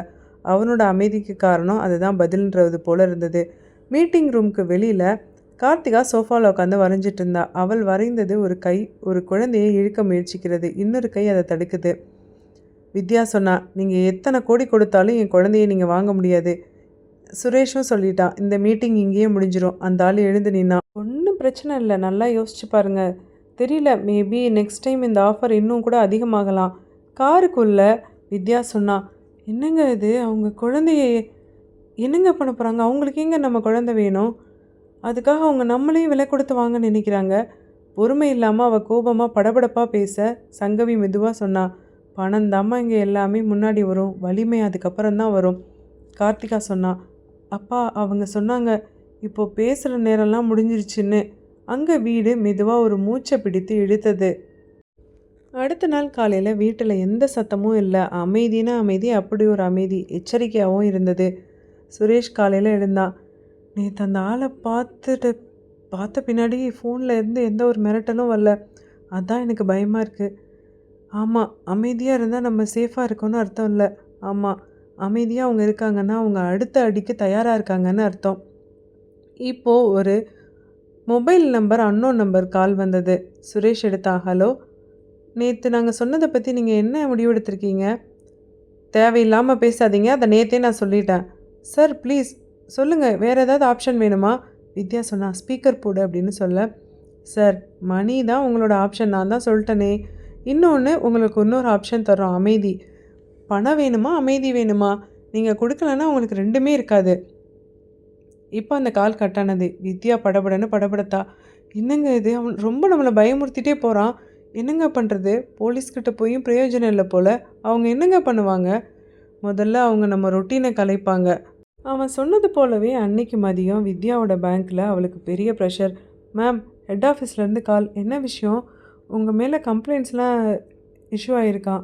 ரிவ்யூவில் ஏதோ கம்ப்ளைண்ட்ஸ் இருக்கான். சடனாக அவள் சொல்கிறாங்க, இம்மிடியேட்டாக அவங்கள வர சொல்கிறாங்க. இங்கே சுரேஷோட ஆஃபீஸில் கிளைண்ட்டோட கம்ப்ளைண்ட் வந்திருக்குன்னு சொல்ல. என்னது, கிளைண்ட்டோட கம்ப்ளைண்ட்டா? ஆமாம், பேக்ரவுண்ட் வெரிஃபிகேஷனும் இருக்குது.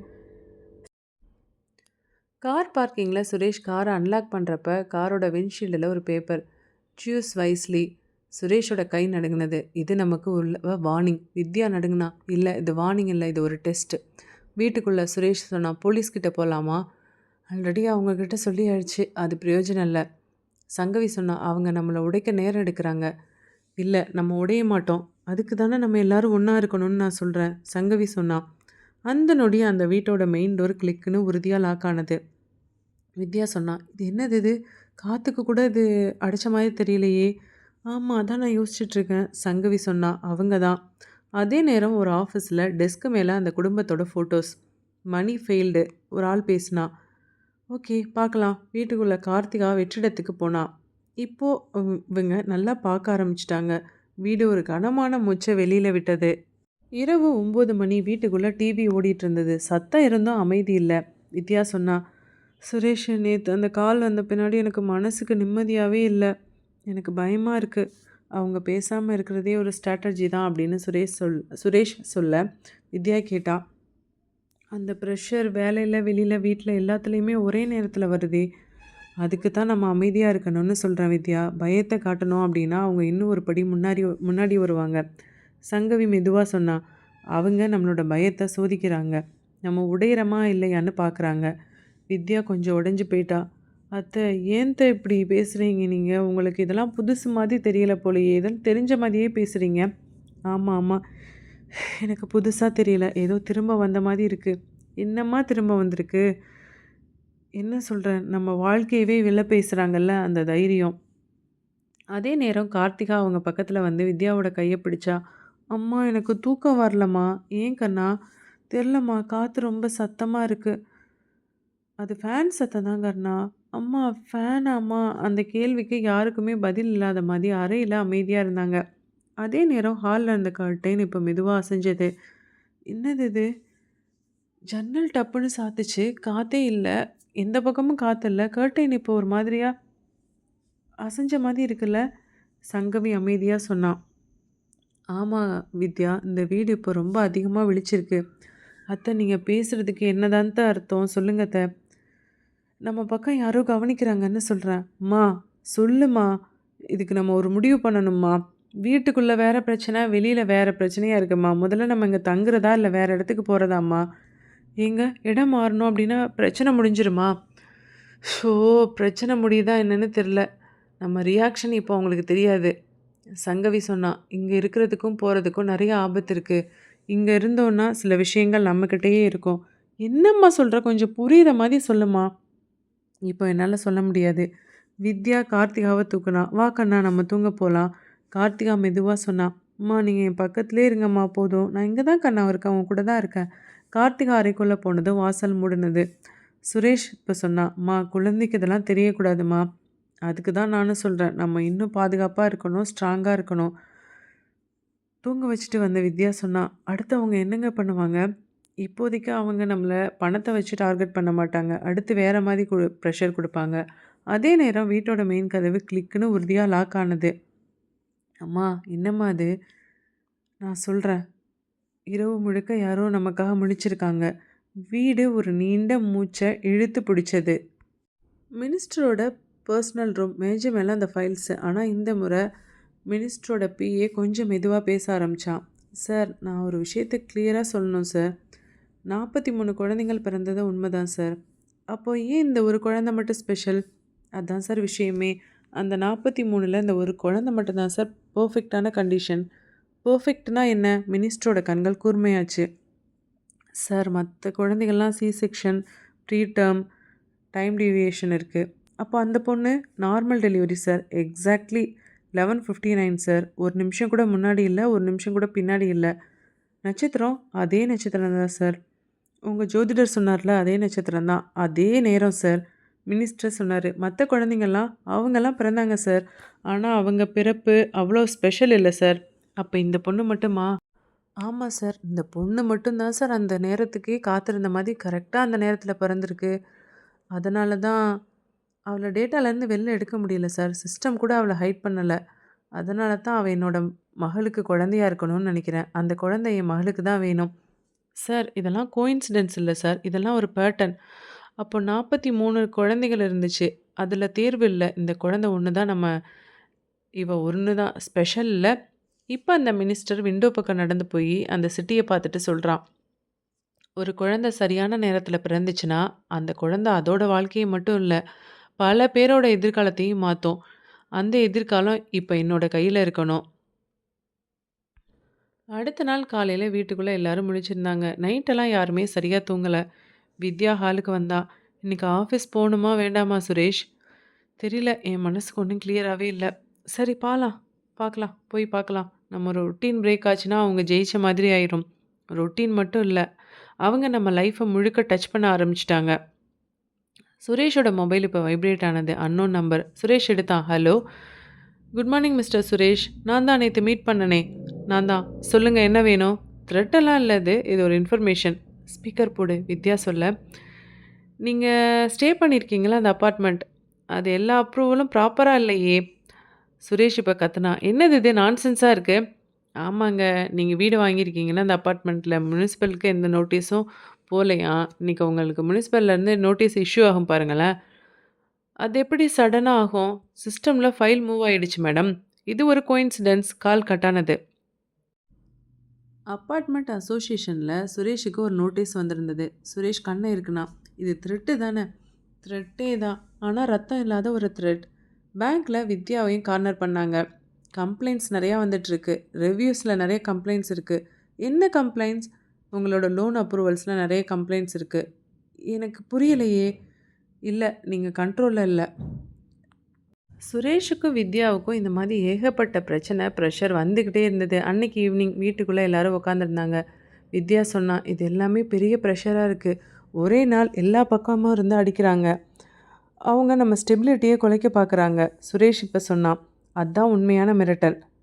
கார்த்திகா அவங்க பேசுறத கேட்டுட்டு வித்யா பக்கத்துல வந்து உட்காந்து வித்யாவோட கைய பிடிச்சா. "அம்மா, நம்ம நம்ம வாங்குன இந்த வீட்லேருந்து போயிடுவோமாம்மா?" "இல்ல கண்ணா, அதெல்லாம் எங்கேயும் போமாட்டோம். நம்ம இங்க தான் இருப்போம்." "அப்போ என்ன ஸ்கூலுக்கு சேர்த்து விட்றீங்களா? கண்டிப்பா போலாம். இரவு ஆனதுனால கார்த்திகா அவளோட பெட்ரூமுக்கு போயிட்டா. திடீர்னு வந்தா. பாட்டி, என்ன கண்ணா? லைட்டு போயிடுச்சு பாட்டி. ஒண்ணும் இல்ல கண்ணா, நான் இங்க தான் இருக்கேன். கார்த்திகா பாட்டியோட கைய பிடிச்சுட்டே மெதுவா தூங்குனா. சங்கவி அறை கதவ மெல்ல திறந்தா. அடுத்த நாள் காலையில வித்யா சொன்னா, சுரேஷ் எனக்கு பயமா இருக்கு சுரேஷ். அவங்க இப்ப சத்தம் இல்லாம வேலை பண்ண ஆரம்பிச்சுட்டாங்க. அதான் அவங்களோட ஸ்டைல். மிரட்டல்னா அடித்தடி, கத்தல் மட்டும் கிடையாது. நம்மள வாழ முடியாத மாதிரி செய்றது கூட ஒரு வகையான மிரட்டல் தான். கார்த்திகா ஹால்ல ஃப்ளோர்ல பிளாக்ஸ் வச்சு விளையாடிட்டு இருந்தா. அவ ஒரு பிளாக் எடுத்து பார்த்து திரும்ப சங்கவிய பார்த்தா. பாட்டி, இந்த பிளாக் மட்டும் நிக்கவே மாட்டேங்குது பாட்டி. அது அப்படிதான்டா கண்ணா இருக்கும். அடிக்கடி விழும் கண்ணா. நீ மெதுவா தான் வைக்கணும் சரியா? கார்த்திகா திரும்ப முயற்சி பண்ணா. பிளாக் திரும்ப விழுந்தது. அது அந்த பாப்பாவுக்கு பிடிக்கல. இப்போ சுரேஷோட மொபைல் ரிங்டோன் எடுத்தது. Unknown number. Hello. Good evening mister Suresh. நேத்து நடந்த மீட்டிங்க்கு நீங்க என்ன சொல்றீங்க? நாங்க தான் ஏற்கனவே எல்லாத்தையுமே கிளியரா சொல்லிட்டோமே. அதுக்கு தான் இப்ப கால் பண்ணோம். கிளாரிட்டி எல்லாருக்கும் இப்போ ஒரே மாரி இருக்கணும்ல. ஸ்பீக்கர் போடுன்னு வித்யா சொல்ல, அப்பார்ட்மெண்ட்ல ஃபயர் சேஃப்டி ஃபைல் வந்திருக்கே. அதான் ஏற்கனவே நாங்க கிளியர் பண்ணிக்கிட்டோமே. அந்த ஃபைல் க்ளோஸ் ஆனுச்சு. ஒரு சிக்னேச்சர்ல. இன்னொரு ஃபைல் திறக்கும். Apartment notice board. திரும்ப ஒரு புது paper. Fire safety inspection scheduled. Vidya சொன்னா, இது திரும்ப திரும்ப நம்மள அட்டாக் பண்றாங்க. இந்த அட்டாக் நமக்கு ஒரு வார்னிங். இல்ல, இது நமக்கு ஒரு டெஸ்ட். நம்ம எவ்வளோ தூரம் நம்ம நிமிர்ந்து நிக்கிறோம் அப்படின்னு அவங்க பார்க்குறாங்க. கார்த்திகா சங்கவியோட மடியில ஏறி உட்காந்தா. பாட்டி, அம்மா ஏன் இப்படி கத்தி கத்தி பேசுறாங்க பாட்டி? சங்கவி கார்த்திகாவை அணைச்சா. ஒன்றும் இல்லை கண்ணா, அம்மா கொஞ்சம் டயர்டாக இருக்காங்க, அதனால தான். பாட்டி, இந்த வீடு நம்மளை விட்டு போயிருமா? இல்லை கண்ணா, இந்த வீடு நம்மளை விட்டு போகவே போகாது. அவங்க நமக்கு ஏதோ ஒரு மெசேஜ் சொல்ல வராங்க. ஆமா, குழந்தை இல்லாம உங்களுக்கு வாழ்க்கை இருக்கலாம். ஆனா குழந்தையோட வாழ்க்கைய நாங்க தான் டிசைட் பண்ணுவோம்னு நம்மள்ட்ட மிரட்டுறாங்க. மினிஸ்டர் ஆஃபீஸ் கர்டைன்ஸ் மூடுனது. மினிஸ்டர் கேட்டாரு, "என்ன அவங்களுக்கு பயம் வந்துச்சா?" "அவங்க ப்ரெஷர இப்ப தான் ஃபீல் பண்றாங்க சார்." "ரொம்ப நல்லது. அடுத்து என்ன பண்ணலாம்?" "அவங்க ரொட்டீன திரும்ப நம்ம டிஸ்டர்ப் பண்ணணும் சார்." அந்த இரவு அபார்ட்மெண்ட் காரிடர்ல லைட்ஸ்லாம் டிம்மா அழிஞ்சுது. Emergency glow. வித்யா சொன்னா, "ஷோ கடவுளே! எனக்கு இந்த வீடே ஒரு மாரி மூச்சு விடுற மாரி இருக்கு." "அது உன்னோட பயமா இருக்கலாம் வித்யா." சங்கவி மெதுவா சொன்னா. "இல்ல, இந்த வீடு நம்மளோட பயத்த கவனிக்குது." கார்த்திகா சங்கவியோட தோள்கள்ல தலை சாஞ்சா. "பாட்டி, நீ எங்க கூட தான் இருக்கணும் பாட்டி." "கண்டிப்பா கண்ணா, உன் கூட தான் இருக்கேன். எங்கேயும் போக மாட்டேன்." வீடு மெதுவா ஒரு கனமான மூச்ச திரும்ப விட்டது. அப்பார்ட்மெண்ட்டே ஒரு அமைதியா இருந்தது. இன்னைக்கு ரொம்ப அமைதியா இருக்கு. ஆனா உள்ளுக்குள்ள ஒரு மாரி படபடப்பா இருக்குல்ல? கார்த்திகா என்ன பண்றா? இப்ப தான் தூங்க வச்சேன். உள்ள தூங்கிட்டு இருக்கா. கார்த்திகா பொம்மைய அணைச்சு படுக்கையில தூங்கிட்டு இருந்தா. நைட் லேம்ப் மங்கலா எரிஞ்சிட்டு இருந்தது. டோர் சத்தம் மெதுவா கிளிக்குன்னு கேட்டது. என்னது இது? நான் லாக் பண்ணிட்டு தானே வந்தேன். டோரோட ஹேண்டில் திரும்ப அசைஞ்சது. வித்யா அதிர்ச்சி ஆயிட்டா. சுரேஷ், இங்க வாங்க. டக்குன்னு இப்ப சடனா டோர் ஓப்பன் ஆக 2 மனிதர்கள். முகமூடி போட்டிருந்தாங்க, க்ளவுஸ் போட்டிருந்தாங்க. அதுல ஒருத்தன் சொன்னான், "சீக்கிரமா, சீக்கிரமா. அதோ அங்க தான் பெட்ரூம்ல இருக்கா." வித்யா, "ஹலோ, யார் நீங்க? Hello, hello. வேண்டாம், போங்க, போங்க." ஒருத்தன் சத்தம் போட்டான். "ஏய், அமைதியா இரு. சத்தம் போடாத. இல்லைன்னா வேற மாதிரி ஆயிரும்." கையில துப்பாக்கி வச்சிருந்தான். சுரேஷ் அடுத்த நொடி தாமதிக்காம அதுல ஒருத்தனை தடுத்து நிறுத்தினான். "நீங்க இந்த வீட்டுக்குள்ள வர முடியாது." ஃபோர்ஸ் பண்ணான்.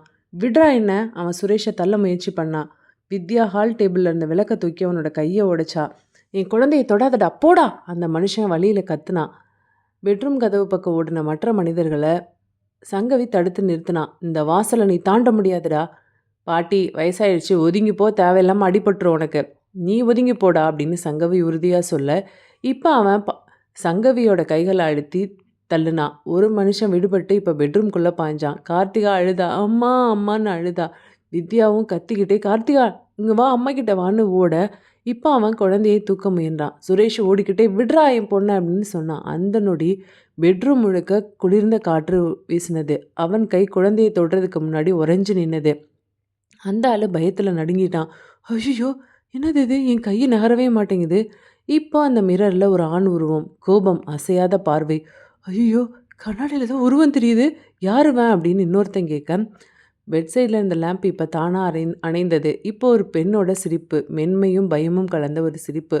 கர்டைன்ஸ் காற்றில்லாமல் வேகமா அசைஞ்சது. வால் கிளாக் இப்ப பின்னோக்கி ஓடுனது. அந்த 2 பேர்ல ஒருத்தன் அழுதுட்டான். "ஐயையோ! இது வீடே இல்ல." மெயின் டோர் தானாக திறந்தது. "வெளியில போங்க." அப்படின்னு சங்கவி கத்த, இப்ப அவங்க பயந்து ஓடுனாங்க. டோர் பட்டுன்னு மூடுனது.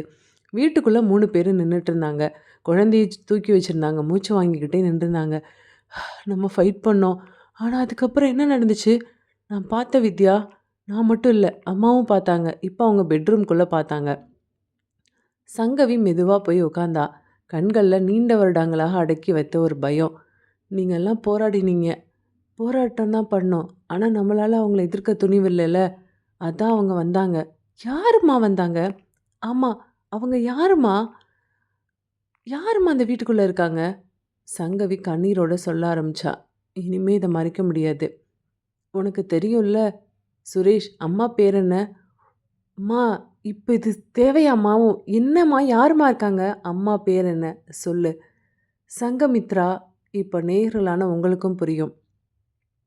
சுரேஷ், இங்க வந்தது வேற யாருமே கிடையாது. என்னோட அம்மாவும், என்னோட அண்ணாவும் தான். இந்த நாள நான் ரொம்ப நாளா எதிர்பார்த்துட்டு இருந்தேன். ஆனா பயமாவும் இருந்தது. இது என்னோட வாழ்க்கை முழுச நான் போட்டு வச்சிருந்த அடக்கி வச்சிருந்த ஒரு பாரம்னு கூட சொல்லலாம். மித்ரா அறையோட ஒரு மூலைய பார்த்தா. அவளோட குரல் மெல்ல உடைஞ்சது. அம்மா, அண்ணா, நீங்க இன்னும் இங்க தான் இருக்கீங்கன்னு எனக்கு தெரியும். சுரேஷ், வித்யா ஒருத்தர் பார்த்துக்கிட்டாங்க. சுரேஷ் இப்ப கேட்டான். அம்மா, என்னம்மா சொல்ற? சங்கமித்ரா சிரிச்சா கண்ணீரோட. அம்மா, நாகவல்லி. அவங்கள நான் அம்மான்னு தான் கூப்பிடணும். அவங்க என்ன பெத்த அம்மா இல்ல. ஆனா என்ன உயிரோட இருக்க விடுற அம்மா. ஒரே அம்மா. எனக்கு பாதுகாப்பா இருந்தவங்க. என்னோட கடந்த காலங்கள்ல எனக்கு எந்த ஒரு ஆபத்தும் இல்லாம என்ன பாதுகாத்தவங்க. சித்ரா இப்ப இன்னொரு மூலைய பார்த்தா. அவள் குரல் கொஞ்சம் உறுதியானது. அண்ணா, நீ கூட இங்க தான் இருக்கன்னு எனக்கு தெரியும். சுரேஷ்னு அதிர்ச்சியானா. அண்ணாவா? யாரும்மா அது? கார்த்திக். என்னோட அண்ணா. நாகவல்லியோட மகன். அவன் தான் என்னோட அண்ணா. அந்த இரவு என்னோட அம்மாவ கொன்னாங்க. கொலை பண்ணாங்களா? வித்யா கண்ணீரோட கேட்டா. ஆமா. ஆனா அண்ணாவ அவங்களால கொல்ல முடியல. என் அண்ணா பிறந்த உடனே அவனை யாருக்கும் தெரியாம அந்த வீட்டிலேருந்து வெளியில எடுத்தாங்க. அவன் உயிரோட இருந்ததே ஒரு ரகசியம். அந்த ரகசியம் என்னன்னு எனக்கே இப்போ வரைக்கும் தெரியல. சுரேஷ் கேட்டான். அப்போ இப்போ எப்படி வந்தாங்க? அம்மா என்னையும் என்னைக்குமே எங்களுக்கு ஒரு பிரச்சனைனா அவங்க எங்கள தவிக்க விட்டதே இல்ல. அதுவும் குழந்தை. குழந்தைன்னா அம்மாவுக்கு ரொம்ப பிடிக்கும். அது நம்ம குழந்தை. நம்ம கார்த்திகா. அவளுக்கு ஏதாவது ஒரு ஆபத்துனா அவங்க எப்படி சும்மா இருப்பாங்க? இந்த மாதிரி ஒரு மூட நம்பிக்கைக்காகத்தான் என்னோட அண்ணாவும் பலியாக பார்த்தான். அந்த ஒரு மூட நம்பிக்கையினால தான் என்னோட நாகவல்லி அம்மாவும் பலியானாங்க. அதனால தான் அண்ணாவும் அம்மாவும் இந்த வீட்டுக்குள்ள இருக்காங்க. மித்ரா முன்னாடி வந்து தலையை குனிஞ்சா. நான் இவ்வளோ நாள் இந்த விஷயத்த மறைச்சிட்டேன். இத நான் சொன்னா நீங்க பயப்படுவீங்க அப்படின்னு நினச்சு தான் நான் இத உங்ககிட்ட இருந்து மறைச்சிட்டேன். வித்யா சொன்னா. நீங்க அப்ப இவ்வளோ நாளா இதெல்லாம் மனசுக்குள்ள போட்டு வச்சிருந்தீங்களா அத்த? ஆமா. என்னோட அம்மாவையும், அண்ணாவையும் நான் எப்பவுமே நினச்சுக்கிட்டே இருப்பேன். அவங்கள மறந்தா நான் எப்படி உயிரோட இருக்க முடியும்? பெட்ரூம்லேருந்து இப்ப கார்த்திகா அழற சத்தம் கேட்டது. கார்த்திகான்னு வித்யா பதறிக்கிட்டு ஓடுனா. மித்ரா கண்கள மூடுனா. மித்ரா கண்ணீரோட சொன்னா. அம்மா, அண்ணா, இந்த குழந்தைய எங்களால காப்பாத்த முடியல. அந்த நொடியில கர்டைன் மெதுவா அசைந்தது. மித்ரா மெல்ல சிரிச்சா. நீங்க என்னோட குழந்தைக்கு பாதுகாப்பா இருப்பீங்கன்னு எனக்கு தெரியும்மா அப்படின்னு சொல்ல, சுரேஷும் வித்யாவும் அம்மாவை பார்த்து அமைதியா நின்னாங்க. சங்கமித்ரா மெதுவா சொன்னா. இந்த வீட்டோட மூச்சே என்னோட அம்மாவும் அண்ணாவும் தான். அறையின் ஒரு மூலையில ஒரு மென்மையான பெண் நிழலும் ஒரு உறுதியான ஆண் நிழலும் அமைதியாக நின்று கொண்டிருந்தன. அங்க கண்டிப்பா ஏதோ 2 சக்தி இருக்கு சார். இப்போ அவங்க நீங்க சொல்ற அந்த ஆவிங்க வெளியில இருந்தா நமக்கு தானே ரிஸ்க்குன்னு மினிஸ்டர் கேட்க, ஆமா சார். ஆனா அந்த ஆவிங்கள உள்ளே வச்சு அடிச்சிடலாம். நம்ம கண்ட்ரோல் பண்ணிடலாம். அவங்க சக்தி வெளியில எங்க பார்த்தாலும் வேலை செய்யும். வெளியில நம்ம கண்ட்ரோல் பண்றது ரொம்ப கஷ்டம். உள்ள வச்சு அடைக்கிறது ஈஸி. அதுக்கு தான் அவங்கள நான் கேரளா நம்பூதிரிய வர சொல்லியிருக்கேன். அந்த வீடு அவங்களுக்கு பாதுகாப்புன்னு நினைக்கிறாங்க. அந்த வீட்டையே நம்ம ஒரு கேடயமா பயன்படுத்த போறோம். நிம்மதியா போயிட்டுருந்த மாரி இருந்த சுரேஷ், வித்யா, மித்ராவுக்கு இப்போ இன்னொரு வட்டம் அதிகமானது. வித்யா சொன்னா. சுரேஷ், நம்ம வீட்ல இன்னைக்கு ஒரு மாதிரி இருக்குல்ல? வித்தியாசமான உணர்வு இருக்கு. நாகவல்லி அம்மாவும், கார்த்திக் அண்ணாவும் அவங்களோட நடமாட்டம் ரொம்ப அமைதியா இருக்க மாரி இருக்குல்ல? தெரியல. எனக்கு சொல்ல தெரியல. எப்பவுமே காத்து நம்ம வீட்ல எப்ப பார்த்தாலும் இருக்கும். ஆனா இன்னைக்கு ஃபேன் எல்லாம் ஓடுது. ஆனா காத்தே இல்லாத மாரி ஒரு மாரி அமைதியா இருக்கே! அப்படிலாம் ஒண்ணும் இல்ல வித்யா. இப்ப நம்ம ஃப்ரீயா இருக்கோம். நமக்கு பாதுகாப்பா அவங்க இருக்காங்க. நீ ஒண்ணும் பயப்படாத. அம்மா சொன்னாங்கல்ல, நம்மளும் பார்த்தோம்ல. கார்த்திகா ஃப்ளோர்ல உட்காந்து டிராயிங் பண்ணிக்கிட்டு இருந்தா. அவ ஒரு லைனவே திரும்ப திரும்ப வரைஞ்சிட்டு இருந்தா. மித்ரா கேட்டா, "என்னடா வரையிற கண்ணா?" "வட்டம்." "ஏன்டா இவ்ளோ வட்டம் போடுற?" "பாட்டி, நம்ம வெளியில போக முடியாதாம்." அந்த வார்த்தை அறையில அசைவில்லாமல் வந்து விழுந்தது. வித்யா சொன்னா, "இவ ஏதோ சும்மா பேசுறான்னு நினைக்கிறேன்." மித்ரா மெதுவா சொன்னா, "இல்ல, அவள் உணர்றத வரைகிறா. அம்மாவும் அண்ணாவும் சொல்றத வரைகிறா." கிச்சனில் இருந்த கிளாக் 5:40 பிஎம். அதே நேரம் திரும்ப 5:40 பிஎம் வந்தது. கடிகாரம் ஸ்டக் ஆயிடுச்சு. நேரம் இல்லை. நம்ம தான் இடையில சிக்கிட்டோம் போல தோணுது. ஃபேன் ஓடுது, ஆனால் வீட்டுக்குள்ளே காற்று இல்லை. சுவாசிக்கவே கஷ்டமாக இருக்குது. விண்டோஸ் எல்லாமே திறந்துருக்கு, ஆனால் கர்டைன் அசையவே இல்லை. இது ப்ரெஷர் இல்லை, இது ஒரு பவுண்ட்ரி.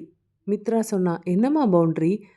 இந்த வீடு இந்த வீடு தான் சுரேஷ் இப்போ ஒரு வட்டமாக மாறுது. அதாவது அவன் உள்ள நம்ம அம்மாவையும் அண்ணாவையும் அடைச்சிருக்கான். யாரும்மா? வேற யாரு? அந்த மினிஸ்டர் தான். இது அட்டாக் இல்லை, இது ஒரு கண்டெய்ன்மெண்ட் மாதிரி நம்மளுக்கு பண்ணுறான். அதே நேரம் ஹாலில் ஒரு மெதுவான காற்று. கர்டைன் 1 இன்ச் அசைந்தது. மித்ரா இப்போ அந்த மூலையை பார்த்தா. "அம்மா, அண்ணா, அவங்க ஏதோ உங்களை வச்சு ஒரு விளையாட்டு பண்ணுறாங்க. நீங்கள் அதை சுலபமாக தாண்டிடுவீங்கன்னு எனக்கு தெரியும்." கார்த்திகா மித்ரா பக்கத்தில் வந்து பாட்டியோட கால்களை இறுக பிடிச்சா. "பாட்டி, இந்த வீடு ஒரு மாதிரி சுற்றுது பாட்டி. அவங்கெல்லாம் சுற்றுறாங்க பாட்டி." "பயப்படாத கண்ணா, அவங்க எப்பவும் சேஃபாக இருப்பாங்க, உன்னை பாதுகாப்பாக பார்த்துப்பாங்க." வீட்டுக்கு வெளியில் அப்பார்ட்மெண்ட்டோட காம்பவுண்டில் நாய் ஒன்று நின்று திடீர்னு உள்ளே வர மறுத்தது. லிஃப்ட் டோர் ஓப்பன் ஆனது, ஆனால் உள்ளே யாராலையும் ஏற முடியல. சுரேஷ் சொன்னான், "இந்த விஷயத்தெல்லாம் இக்னோர் பண்ண முடியல. நம்ம யாருக்காவது கால் பண்ணலாமா?" அந்த பவுண்ட்ரிக்குள்ளே யாரோட காலையும் கூட கனெக்ட் பண்ண முடியல. அந்த வட்டத்துக்குள்ளே சிக்னலை கூட அவனுங்க விட்டு வைக்கல. மாலை இரவு ஆகியிருந்தது, ஆனால் வீட்டுக்குள்ளே அதே வெளிச்சம். வித்யா நடுங்குனா. "என்னங்க இது? எவ்வளோ நாளுங்க இந்த மாதிரி நம்மளை கண்ட்ரோல் பண்ணுவாங்க? நம்ம என்னங்க பண்ணுறது?" சங்கமித்ரா சொன்னா, "அவன் நம்மளை உடைக்க வரைக்கும் நம்மளை பரிசோதிச்சுக்கிட்டு தான் இருப்பான்." அதே நேரம் பெட்ரூம் டோர் மெதுவாக மூடினது. வீடு மெதுவாக ஒரு ஆழமான மூச்சை கொஞ்சம் சிரமத்தோடு இழுத்து விட்டது. கேரள நம்பூதிரியால் கார்த்திக்கும் நாகவல்லியும் அந்த வீட்டுக்குள்ளேயே கட்டப்பட்டு இருக்க, அந்த வட்டத்துக்கு வெளியில் காலையில் அப்பார்ட்மெண்ட்டுக்குள்ளே அதே கனமான காற்று. ஆனால் வாசலுக்கு வெளியில் உலகம் இயல்பாக இயங்கிக்கிட்டு இருந்தது. வித்யா சொன்னா, "சுரேஷ், கார்த்திகாவுக்கு ரொம்ப ஃபீவராக இருக்குது. இன்றைக்கி கண்டிப்பாக அவளை டாக்டர்கிட்ட காட்டணும், இல்லைனா அவளுக்கு உடம்பு ரொம்ப வீக் ஆயிரும். இப்படியே அவளை வீட்டுக்குள்ளேயே வச்சுருக்க முடியாது சுரேஷ்." "எனக்கு புரிஞ்சிச்சு வித்யா, இதுதான் அவனுக்கு வேணும்." மித்ரா சொன்னா, "ஆனால் நம்ம குழந்தைய வச்சு பகடையாக்க முடியாது. பாவம் இல்லையா? குழந்தை ரொம்ப சிரமப்படுறா சுரேஷ். வேறு வழி இல்லை, நம்ம ஹாஸ்பிட்டலுக்கு அழைச்சிட்டு போய் தான் ஆகணும். அவனுக்கு தெரியும் நம்ம எப்போ வெளியே வருவோம் அப்படின்னு." சுரேஷ் சொல்ல, இருந்தாலும் அவனுக்கு வேறு ஆப்ஷன் இல்லை. மெயின் டோர் திறந்தது. அதே காரிடர். இந்த முறை அது நீளமாக இல்லை, நார்மலாக இருந்தது. "தெரியல, எனக்கு ஏதோ பிரச்சனையாகும்னு தோணுது. நம்ம வட்டத்துக்கு வெளியில் போக போகிறோம்." கார்த்திகா வித்யாவோட கையில் இறுக பிடிச்சிக்கிட்டா. "அம்மா, திரும்ப வீட்டுக்கு வந்துடுவோம்ல?" "கண்டிப்பாக வந்துடுவோம் கண்ணா. சீக்கிரமே ஹாஸ்பிட்டல் போயிட்டு சீக்கிரமாக வீட்டுக்கு வந்துடலாம்." கேட்டை கார் கடந்ததும் திரும்ப ஒரு கார் மெதுவாக அவங்கள ஃபாலோ பண்ணுது. "வித்யா, அந்த காரை பாரு." சுரேஷ் இப்போ அமைதியான குரலில் சொன்னான். "ஆமாங்க, நானும் பார்த்தேன்." மித்ரா சொன்னா, "அப்பா, அவனுங்க வீட்டுக்கு வெளியில் தான் நமக்காக காத்திருக்கானுங்க. வீட்டுக்குள்ளே அவனுங்களால வர முடியல." டிராஃபிக் குறைவாக இருந்தது. கார் இப்போ சடனாக பிரேக் அடிச்சது. அதுலேருந்து 2 பேர் இறங்குனாங்க. "மேடம், ஒரு ஹெல்ப்." அப்படின்னு அதுலேருந்து ஒரு ஆள் இறங்குனான். சுரேஷ் கத்துனா, "ஸ்டாப், போ!" அப்படின்னு சொன்ன அடுத்த நொடி மற்றவன் கார்த்திகாவை பிடிச்சு இழுக்க முயன்றான். வித்யா கத்துனா, "வேண்டாம் வேண்டான்னு" சொன்னான். சுரேஷ் அவனை தள்ளுனா. "என் குழந்தையை தொடாதடா." மித்ரா கார்த்திகாவை வித்யாவோட பின்னாடி பிடிச்சி இறுக்கமாக பிடிச்சி இழுத்துக்கிட்டா. "வித்யா, பின்னாடி போ." மித்ரா முன்னாடி வந்தா. அந்த நொடி ரோட்டில் காற்று திடீர்னு சுழன்றது. நியர்பை ஸ்ட்ரீட் லைட் பட்டுன்னு அணைஞ்சது. அதுலேருந்து ஒரு ஆள் நடுங்கிட்டான். "என்னடா இது, கண்ட்ரோல் பண்ணிட்டாங்கன்னு சொன்னாங்க." அவனோட கால் இப்போ நகர முடியல. இப்போ அவனுக்கு பின்னாடி ஒரு ஆணோட நிழல் நின்னது. உறுதியான நிழல், அசையாதது.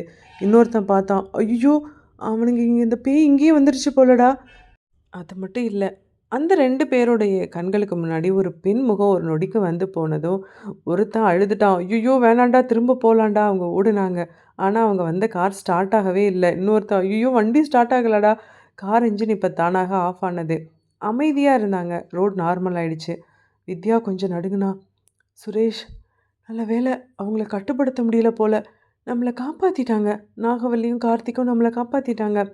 சுரேஷ் இப்போ மினிஸ்டர் தப்பு கணக்கு போட்டான் போல இருக்கு. மித்ரா சொன்னா, "ஆனால் இவன் இப்போது அவனோட தோல்வியை ஒத்துக்கொள்ள மாட்டானே. அடுத்து இன்னும் கொஞ்சம் வீரியமாக வருவானே." அடுத்த கட்டமாக மினிஸ்டர் ஃபோன் பண்ணா. "சார், ஃபெயிலியர் ஆயிடுச்சு சார்."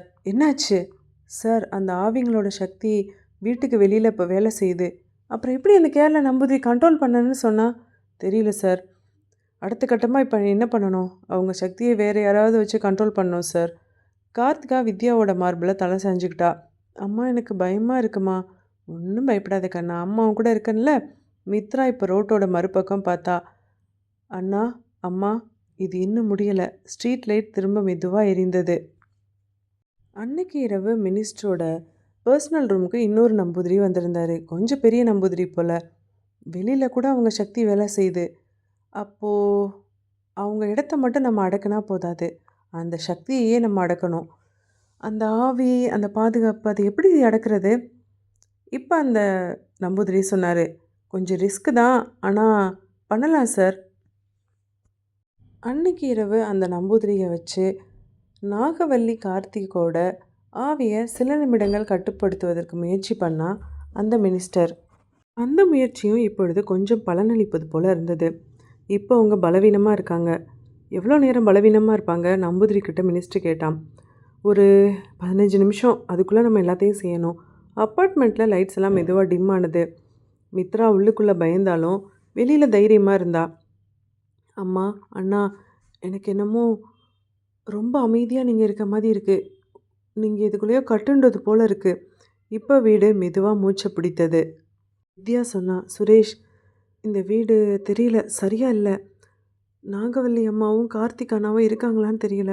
ஆமாம், நானும் அதே தான் ஃபீல் பண்ணுறேன். மித்ரா வாசலுக்கு பக்கத்தில் நின்றுட்டு இருந்தா.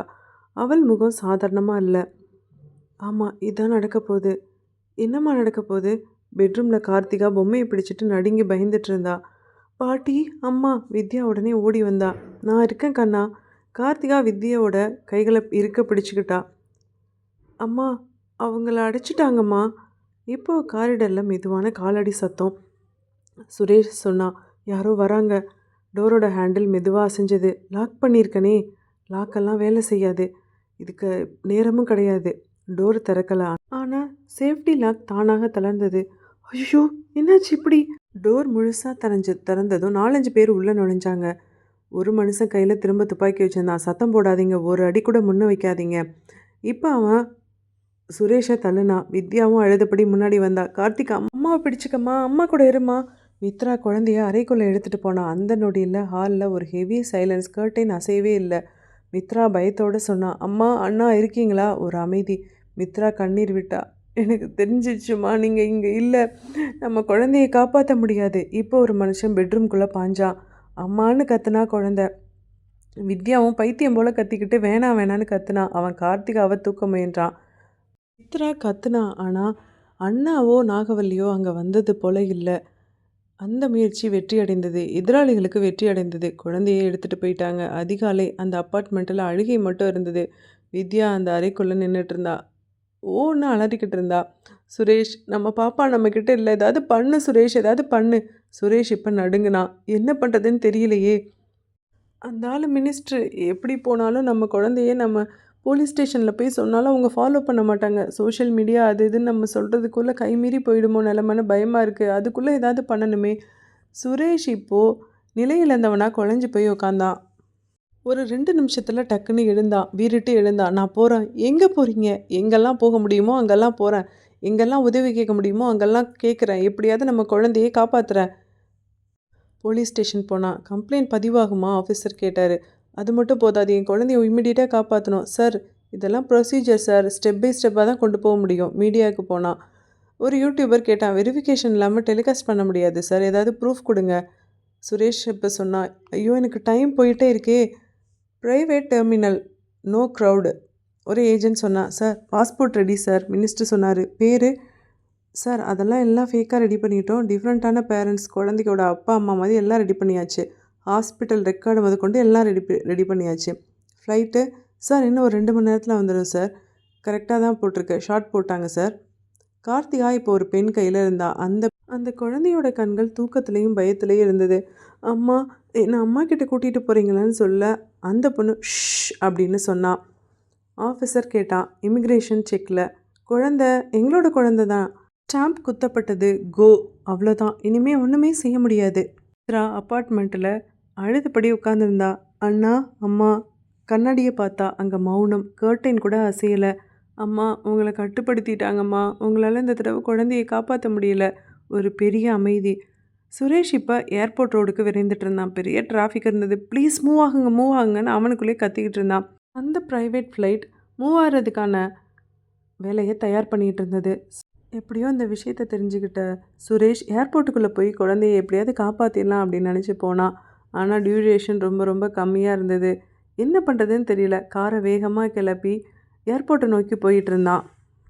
வித்யா அழுது அழுது புலம்பிகிட்டு இருந்தா. நம்ம தோத்துட்டோமே அத்தை, நம்ம தோத்துட்டோமே, என்ன தான் பண்ணுறது, நம்ம தோத்துட்டோமே. மித்ரா மெதுவாக தலையை உயர்த்தினா.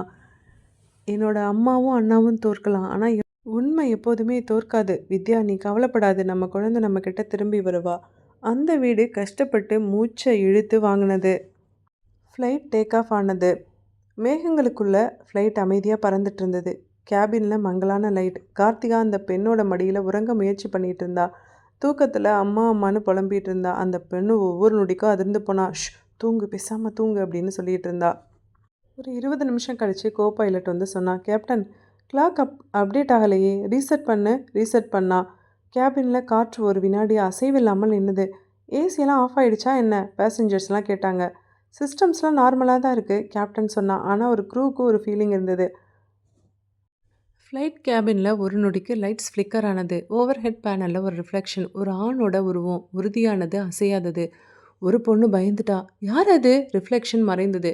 காக்பிட் டோருக்கு பக்கத்தில் ஒரு மென்மையான பெண் சிரிப்பு. கிளாஸ் சர்ஃபேஸில் ஒரு hand print. This is not mechanical, captain சொன்னான்.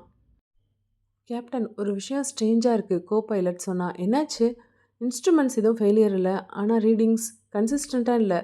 எதை சொல்கிறீங்க? டைம் சிங்க் ஆகலை. Cabin clock, cockpit clock, navigation time எதுவுமே சிங்க் ஆகலை. மூணுமே வேறு இடத்துல ஃப்ரீஸ் ஆகுது. கேப்டன் முன்னாடி சாஞ்சான். எலக்ட்ரிக்கலாக ஏதாவது பிரச்சனை இருக்குமோ? No fault. கேபின் லைட் ஒரு நொடி ஃப்ளிக்கர் ஆனது. கேப்டன் சொன்னார், cabin crew report, passenger calm sir. ஆனால் லைட்டிங் ஃப்ளக்ஷுவேஷன் நோட்டீஸ்டு. கேப்டன் ஒரு நொடி வெளியில் க்ளவுட்ஸ் பார்த்தான். Listen carefully, this is not a failure, but it is not normal. So என்ன சார் பண்ணலாம்? கேப்டன் இந்த நிமிஷம் அவசரமாக ஒரு உத்தரவை பிறப்பிச்சான். Safety protocol. இந்த மாதிரி சுச்சுவேஷனில் நம்ம ஃப்ளைட்டை கொண்டு போக முடியாது. Back to terminal. கேப்டன் டெர்மினலுக்கு ரிப்போர்ட் பண்ணார். We are experiencing unexplained instrument inconsistency. No emergency declared, but requesting return to departure airspace. அவ்வளோதான். எல்லாமே பரபரன்னு மூவ் ஆனது. மினிஸ்டரோட பிஏ சொன்னான், சார் ஃப்ளைட்டு திரும்ப வருது. என்னாச்சு? தெரியல சார். ஏதோ சிஸ்டம், சேஃப்டி செக்யூரிட்டி சிஸ்டம்னு சொல்கிறாங்க. மினிஸ்டர் இப்போ மெதுவாக சிரித்தான். ஓகே, பரவாயில்ல, இன்னும் ஏர்போர்ட் நம்ம கண்ட்ரோலில் தானே இருக்குது. கிரவுண்டில் ஃபினிஷ் பண்ணிக்கலாம். ஏர்போர்ட் முன்னாடி நின்றுட்டு இருந்த கார்த்திக் இப்போது தன்னோட மீடியா ஃப்ரெண்டுக்கு கால் பண்ணான். நான் ஏற்கனவே சொன்னதாண்டா, இப்போ குழந்தை கை மீறி போயிட்டுருக்குடா. சரி, இப்போ என்னடா செய்யணும் சொல்லு. உன்னோட எல்லா சோஷியல் மீடியா ஃப்ரெண்ட்ஸ் எல்லாருக்குமே ஷேர் பண்ணுடா. மினிஸ்டர் அவரோட பையனுக்கு குழந்தையை இல்லீகலாக தத்து கொடுக்குறாரு. அதாவது லீகலான பேரண்ட்ஸான எங்களை மறைச்சி நாங்கள் என்னோடய குழந்தையை கொடுக்க மாட்டோம் அப்படின்னு சொன்னதுனால அவரோட அதிகாரத்தை பயன்படுத்தி அவரே ஒரு ஃபேக்கான பேரண்ட்ஸு, அதாவது ஃபாரினில் இருக்கிற அவரோட பையனுக்கு ஃபேக்கான பேரண்ட்ஸ் மூலமாக அந்த குழந்தைய லீகலாக அங்கே இருக்கிற நாட்டுக்கு முறைப்படி தத்து கொடுக்குற மாதிரி, அந்த நாட்டு ப்ரொசீஜருக்கு ஏற்ற மாதிரி எல்லாத்தையுமே இந்தியாவில் இருக்கிற அவரோட பவரை யூஸ் பண்ணி லீகலாக பேப்பர்ஸ்லாம் பண்ணிட்டாரு. இப்போ அவரோட ஃபாரினில் இருக்க பையனுக்கு என்னோட குழந்தைய தத்து கொடுக்க போகிறாரு. அவனோட பையனுக்கு குழந்தை பிறக்காது அப்படின்ட்டு தெரிஞ்சதுனால, என்னோட குழந்தை ஒரு முக்கியமான நட்சத்திரத்தில் அவரோட ஜாதகம் ஸ்பெஷலான ஜாதகம்னு அவர் மூட நம்பிக்கையை வச்சு அந்த குழந்தை மூலமாக அவரோட பையனுக்கும் இவருக்கும் பெரிய எதிர்காலமே இருக்குது அப்படின்றதுனால அந்த குழந்தைய அவங்க வீட்டில் வளர்க்குறதுக்கு முடிவு பண்ணிட்டாங்க. இதை நீ கண்டிப்பாக எல்லாருக்கும் ஸ்ப்ரெட் பண்ணி ஃப்ளாஷ் பண்ணணும். இது சீக்கிரமாக போகணும், சிஎம் வரைக்கும் போகணும். அப்போ தான் என்னோட குழந்தை காப்பாற்றப்படுவான்னு கார்த்திக் படபடன்னு சொல்ல, மீடியா ஃப்ரெண்டும் படபடன்னு எல்லா விஷயங்களையும் செய்ய ஆரம்பிச்சிட்டான். காட்சிகள் படபடன்னு மாற ஆரம்பிச்சிது. டெர்மினல் என்ட்ரன்ஸ் லைட்ஸ் பிரைட்டாக இருந்தது. பீப்புளெலாம் க்ரௌடாக இருந்தாங்க. நிறைய கேமரா, நிறைய வேன், எக்கச்சக்கமான மீடியா பீப்புள். ஒரு முக்கியமான பிரேக்கிங் நியூஸ். க்ரௌடு பெருகுனது. ஃபோன்ஸ் அப், லைவ் ஸ்ட்ரீம் போயிட்டே இருந்தது. இமிக்ரேஷன் சைடில் ரொம்ப டென்ஷனாக இருந்தாங்க. என்னாச்சு, நம்ம என்ன தப்பு பண்ணோன்னு சொல்லிட்டு ஆஃபீஸர்ஸ் எல்லாம் டென்ஷனாக இருந்தாங்க. இங்கே மினிஸ்டரோட பிஏக்கோ அல்லு கலண்டுட்டு இருந்தது. ஐயோ, என்னாச்சுன்னு தெரியலையே, மாட்டிப்போமோ. மினிஸ்டரோட பிஏ மினிஸ்டர்கிட்ட சொன்னா, சார் என்னன்னு தெரில சார், மீடியாக்கெலாம் விஷயம் போயிடுச்சு, எல்லோரும் வெளில நின்றுட்டுருக்காங்க, பெரிய க்ரௌடு சார், பார்த்துக்கலாம், ஹேண்டில் பண்ணிக்கலாம், நான் பார்த்துக்கிறேன். மினிஸ்டர் இந்த விஷயத்தை பக்குவமாக கையாள்வதற்கு ரெடியாகிக்கிட்டு இருக்கிறப்பயே பிஏ பரபரப்பாக ஓடி வந்தான். சார், சிஎம் சார் ஆன்லைனில் இருக்காரு. மினிஸ்டர் ஒரு நொடிக்கு ஃப்ரீஸ் ஆனா. சிஎம் ஆஃபீஸ்லேருந்து சிஎம் பேசினாரு. இந்த தகவல் உண்மையா? என்ன தகவல் சார்? ஃப்ளைட்டு, ஃபேக்கான பேரண்ட்ஸ் டீட்டெயில்ஸு, உங்கள் பையனுக்கு அந்த குழந்தைய தத்தெடுக்க கொடுக்க போகிறீங்களாமே, அந்த குழந்தையோட ஜாதகம் நல்லா இருக்குன்னு சொல்லிட்டு. ஐயோ ஐயா, அப்படிலாம் ஒன்றும் இல்லையா. எதிர்க்கட்சிக்காரன் எவனோ திட்டமிட்டே இந்த மாதிரி சதி பரப்புறான். யாரோ ஒரு குழந்தைய அவங்க பேரண்ட்ஸ் போய் தத்து கொடுக்க போகிறாங்க போல இருக்கு. இதுக்கு எனக்கும் அவங்களுக்கும் என்னையா சம்மந்தம் இருக்குது? ஆமாம், இப்போ நீ என்ன பண்ணுற? நான் ஏர்போர்ட்டில் இருக்கேன்யா. உனக்கு ஏர்போர்ட்டில் இப்போ என்ன வேலை? ஐயா, நான் என்னோட உறவுக்காரர் ஒருத்தர் வராரு. அவரை பார்க்குறதுக்காக இருந்தேன். எல்லா விஷயமும் எனக்கு தெரியும். உன்னை கட்சியிலேருந்து டிஸ்மிஸ் பண்ணுறேன். சிஎம் ஒரு நிமிஷம் கூட யோசிக்கல. இம்மிடியேட்டான ஆக்ஷன் பறந்தது. பார்ட்டிலேருந்து சஸ்பெண்ட் பண்ணாங்க. அடுத்த மினிஸ்டருக்கு ஒரு கால் வந்தது. உங்களோட மந்திரி பதவி போயிடுச்சு. உங்களோட எல்லா ரெஸ்பான்சிபிலிட்டியிலேருந்தும் உங்களை ரிலீவ் பண்ணுறோம். மினிஸ்டர் இப்போ சுற்றி பார்த்தான். ஏகப்பட்ட கேமரா க்ரௌடு. வெக்கமே இல்லாமல் ஏதோ தியாகி போல் கையெடுத்து கும்பிட்டுட்டு சிரித்தபடியே அங்கே இருந்த போலீஸோட நடந்து போனான். போலீஸ் ஒன்றும் அவனுக்கு பாதுகாப்பாக போகல. போலீஸ்ட்டை அரெஸ்ட் பண்ணி அழைச்சிட்டு போயிட்டு இருந்தாங்க. இப்போ இமிக்ரேஷன் ஆஃபீஸர் கேட்டார், இந்த குழந்தைக்கு லீகல் கார்டியன் யார்? க்ரௌடு அமைதியாக இருந்தாங்க. இப்போது சுரேஷும் வித்யாவும் முன்னாடி வந்தாங்க. இவ என்னோட குழந்தை.